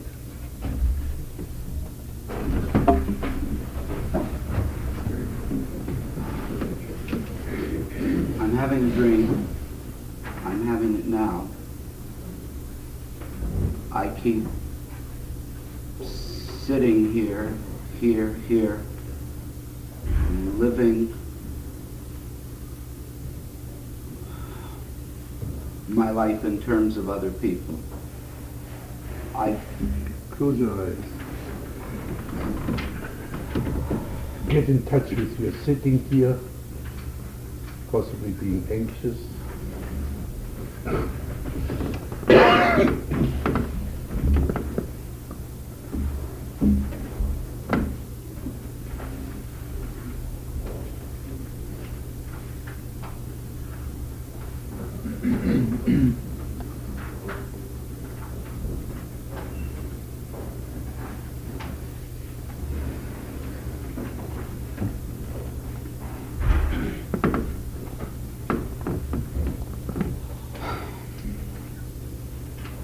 How do you experience yourself? I became aware of what was sitting. I felt all the parts of my body that were touching the chair, the bottom of my feet touching the floor. You are living a little bit your own life. It was all of a sudden. Yeah. Thank you.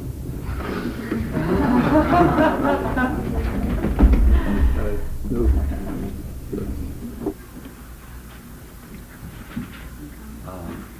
I had a dream this last night, or real early this morning, and I don't dream too often. I was dreaming about an aunt. I don't see this aunt very often. Your voice puts me immediately to sleep.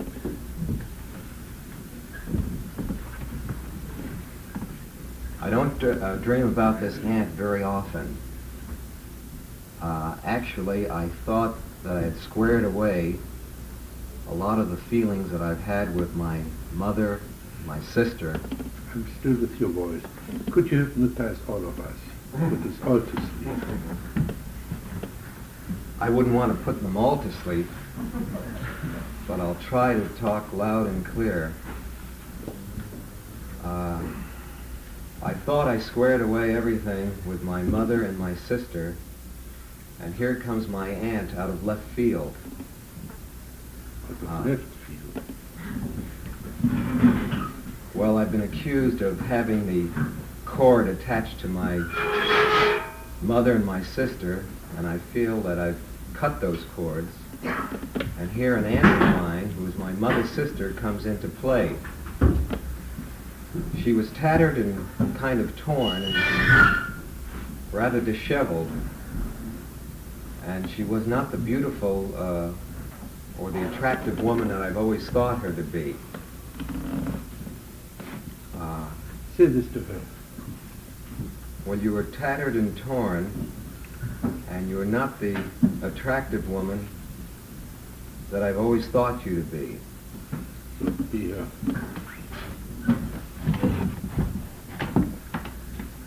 Well, I've been always there, and I'm just myself.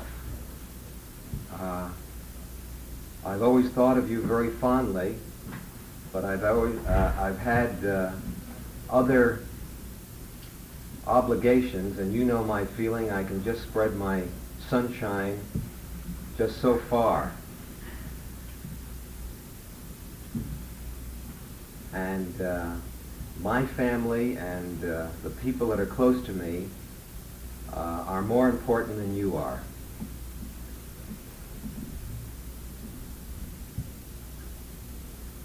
And that's the way it is.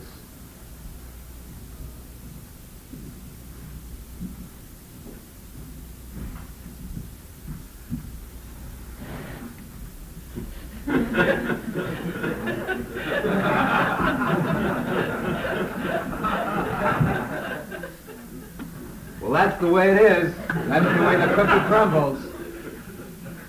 I can't do anything about it. I've got more important things to do than concern myself with you. Say this to me. I've got more important things to do than concern myself with you. Say this to the whole world. I've got more important things to do than concern myself with you. All of you. Every one of you. Now you've got a voice. I always thought I had a voice.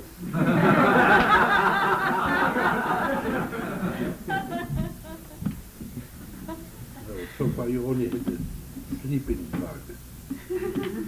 It was a dream.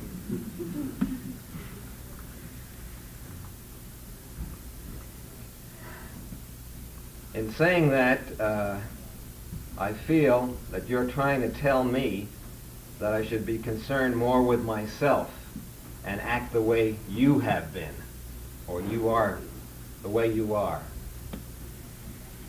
And just because I may have some hang-up about wanting you to love me and wanting you to accept me, perhaps,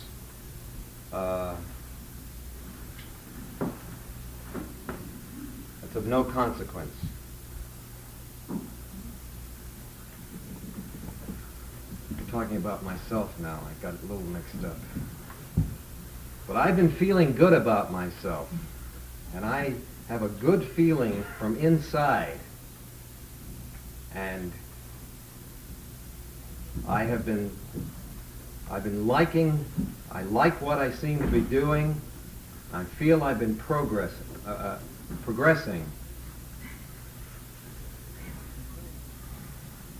And here comes a dream.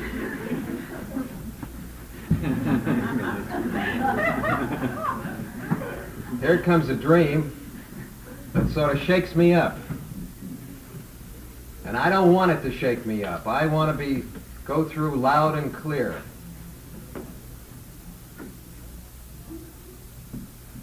And you're not going to bother me.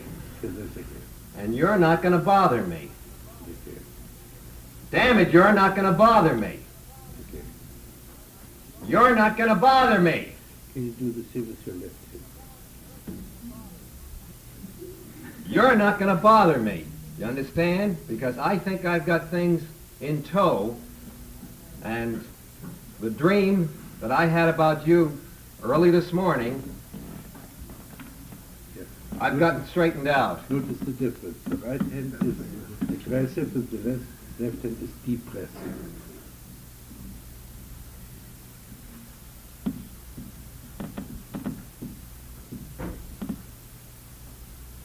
the left field, the left side, the female side is depressed. Do you say this to your aunt or to the female sex altogether? You're not going to depress me? You're not going to depress me. I'm going to work with you to make sure that you're not going to depress me. I'm going to have strength in this hand so that I will be able to proceed and cope with anything that comes along. I say the same with your right hand. Right hand has been wonderful to me, and I don't feel that I have to talk to you because I know where I'm at over here. Yeah. Can you see a conflict already between the male and female side in you? Yes. And oddly enough, I just started taking some fencing lessons with my left hand. I don't know why. Well, I know why. No, I know why, because I can't straighten out my right hand. I had an injury many years ago, and I've got strength in it, but I just can't straighten it out, and when you go to fence, you've got to have a straight arm. If that means Who's anything. got to fence? Who's got to fence? If you got to fence. What's your tongue doing? When I ask you who's got to fence, you My start. tongue was attempting to formulate some words for connection. The tongue did this. Yeah, this is not formulating a word. My lips were dry. I must have shown some anxiety, concern, fear.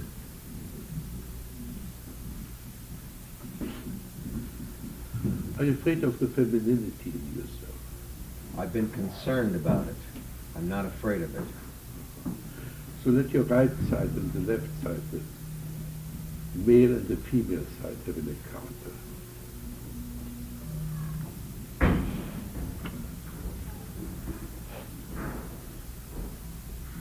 I know where I'm at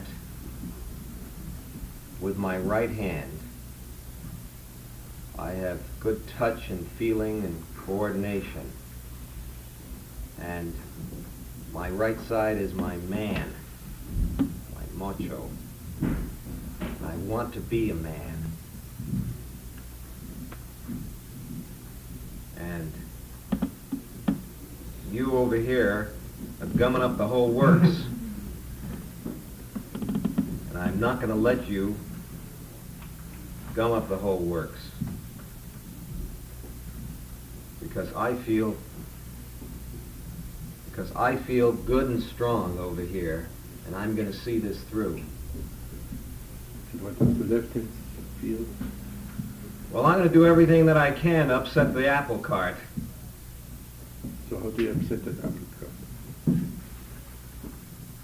I'm not going to let you. How do you upset that apple cart? The apple cart you upset by every time you're digging me in the side here and making me unsure of some of the things and accusing me of not being a man, or accusing me of not being a good father, accusing me of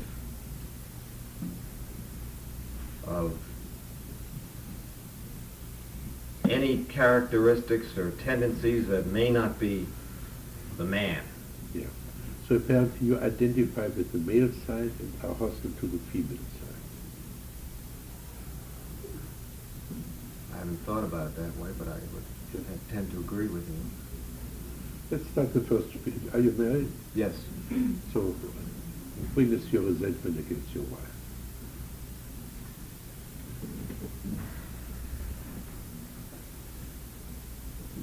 You don't make me feel like a man. I do everything that I can to be a man and a good father.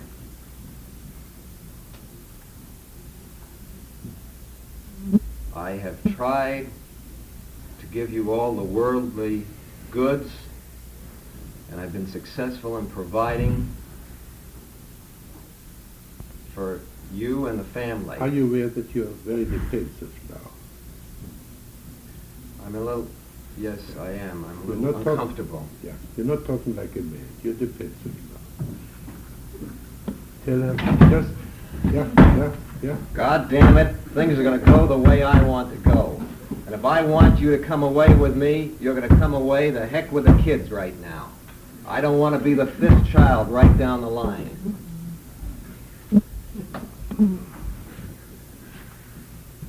Now can you do the same with your left hand?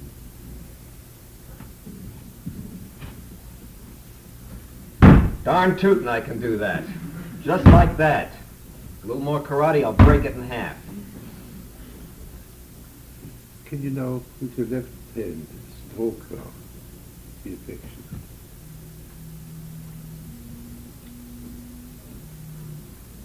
How does this feel? Feels the same as the right. I feel the strength going right through.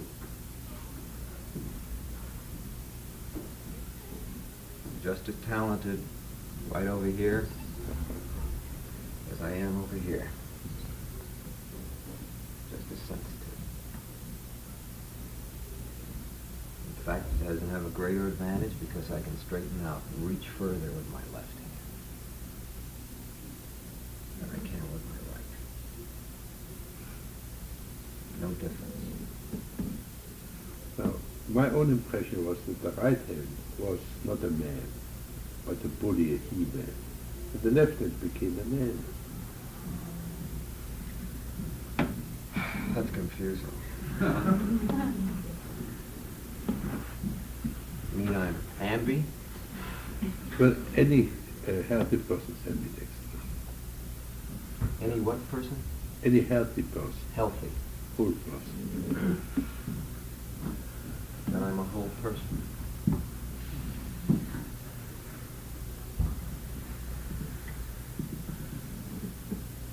I feel like a whole person. But no. And I get these confusing facts like I did this morning in the dream. In a way,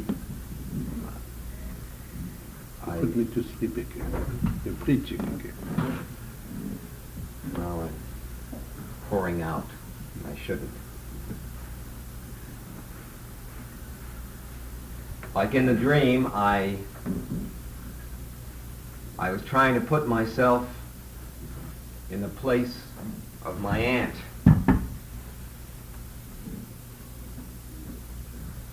The only thing I feel right now that I should practice what you, my aunt, has told me about herself, the way things are. That is the philosophy or the feeling that I relate out of the dream.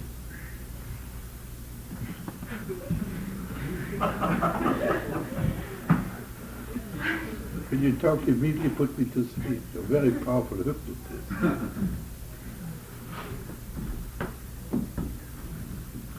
Put your aunt to sleep.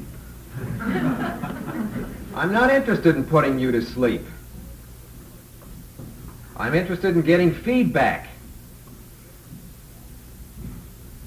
I'm interested in you making some kind of overtures that you really want me to continue some kind of relationship.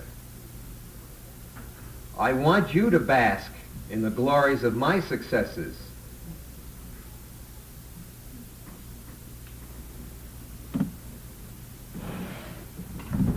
So let us ask.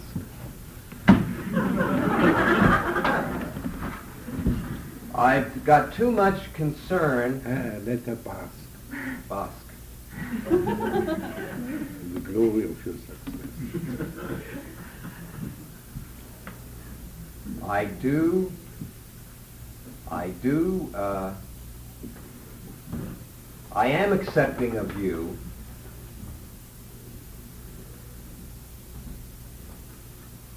And I think very kindly. Are you sure? Just trying to keep you awake.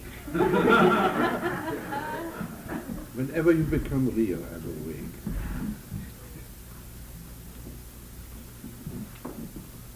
Whenever you play Medicine Avenue, I fall asleep.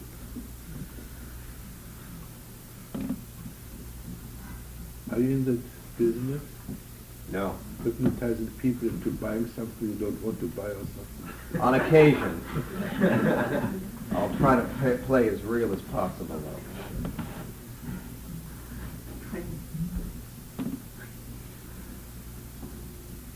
I'm playing my aunt.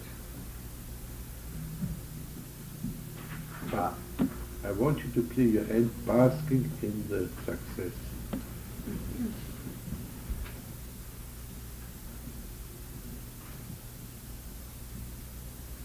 I do think very kindly of you and your successes.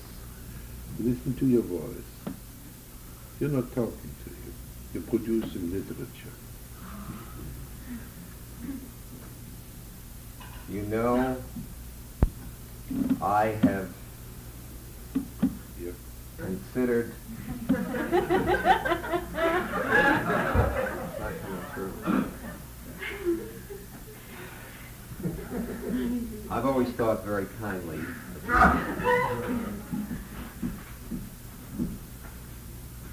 And I do enjoy seeing you on occasion. Say this again. I do. Sometimes I enjoy seeing you on occasion. But I cannot give you all the things that you seem to demand or require. Here. I'm taking dictation.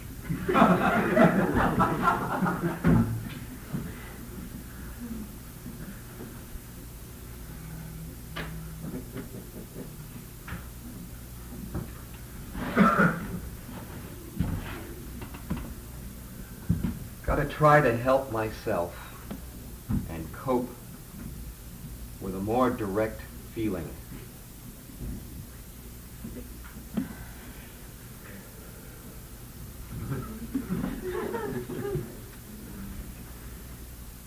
I'm flaking out.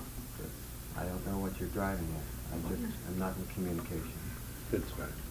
I'm not in communication. Exactly. That's what I was driving at, that you're not in communication. It's not real.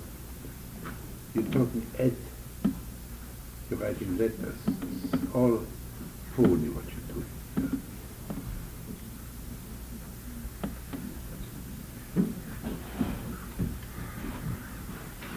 Your left side has come out again.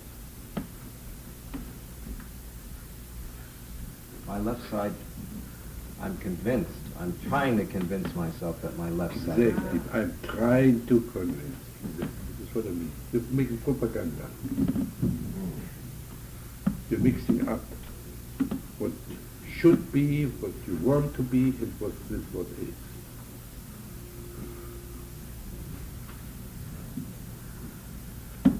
Your whole is a lack of sensitivity. The whole left, the female side, the sensitive side, is missing. Right side is there, over strong, overbearing.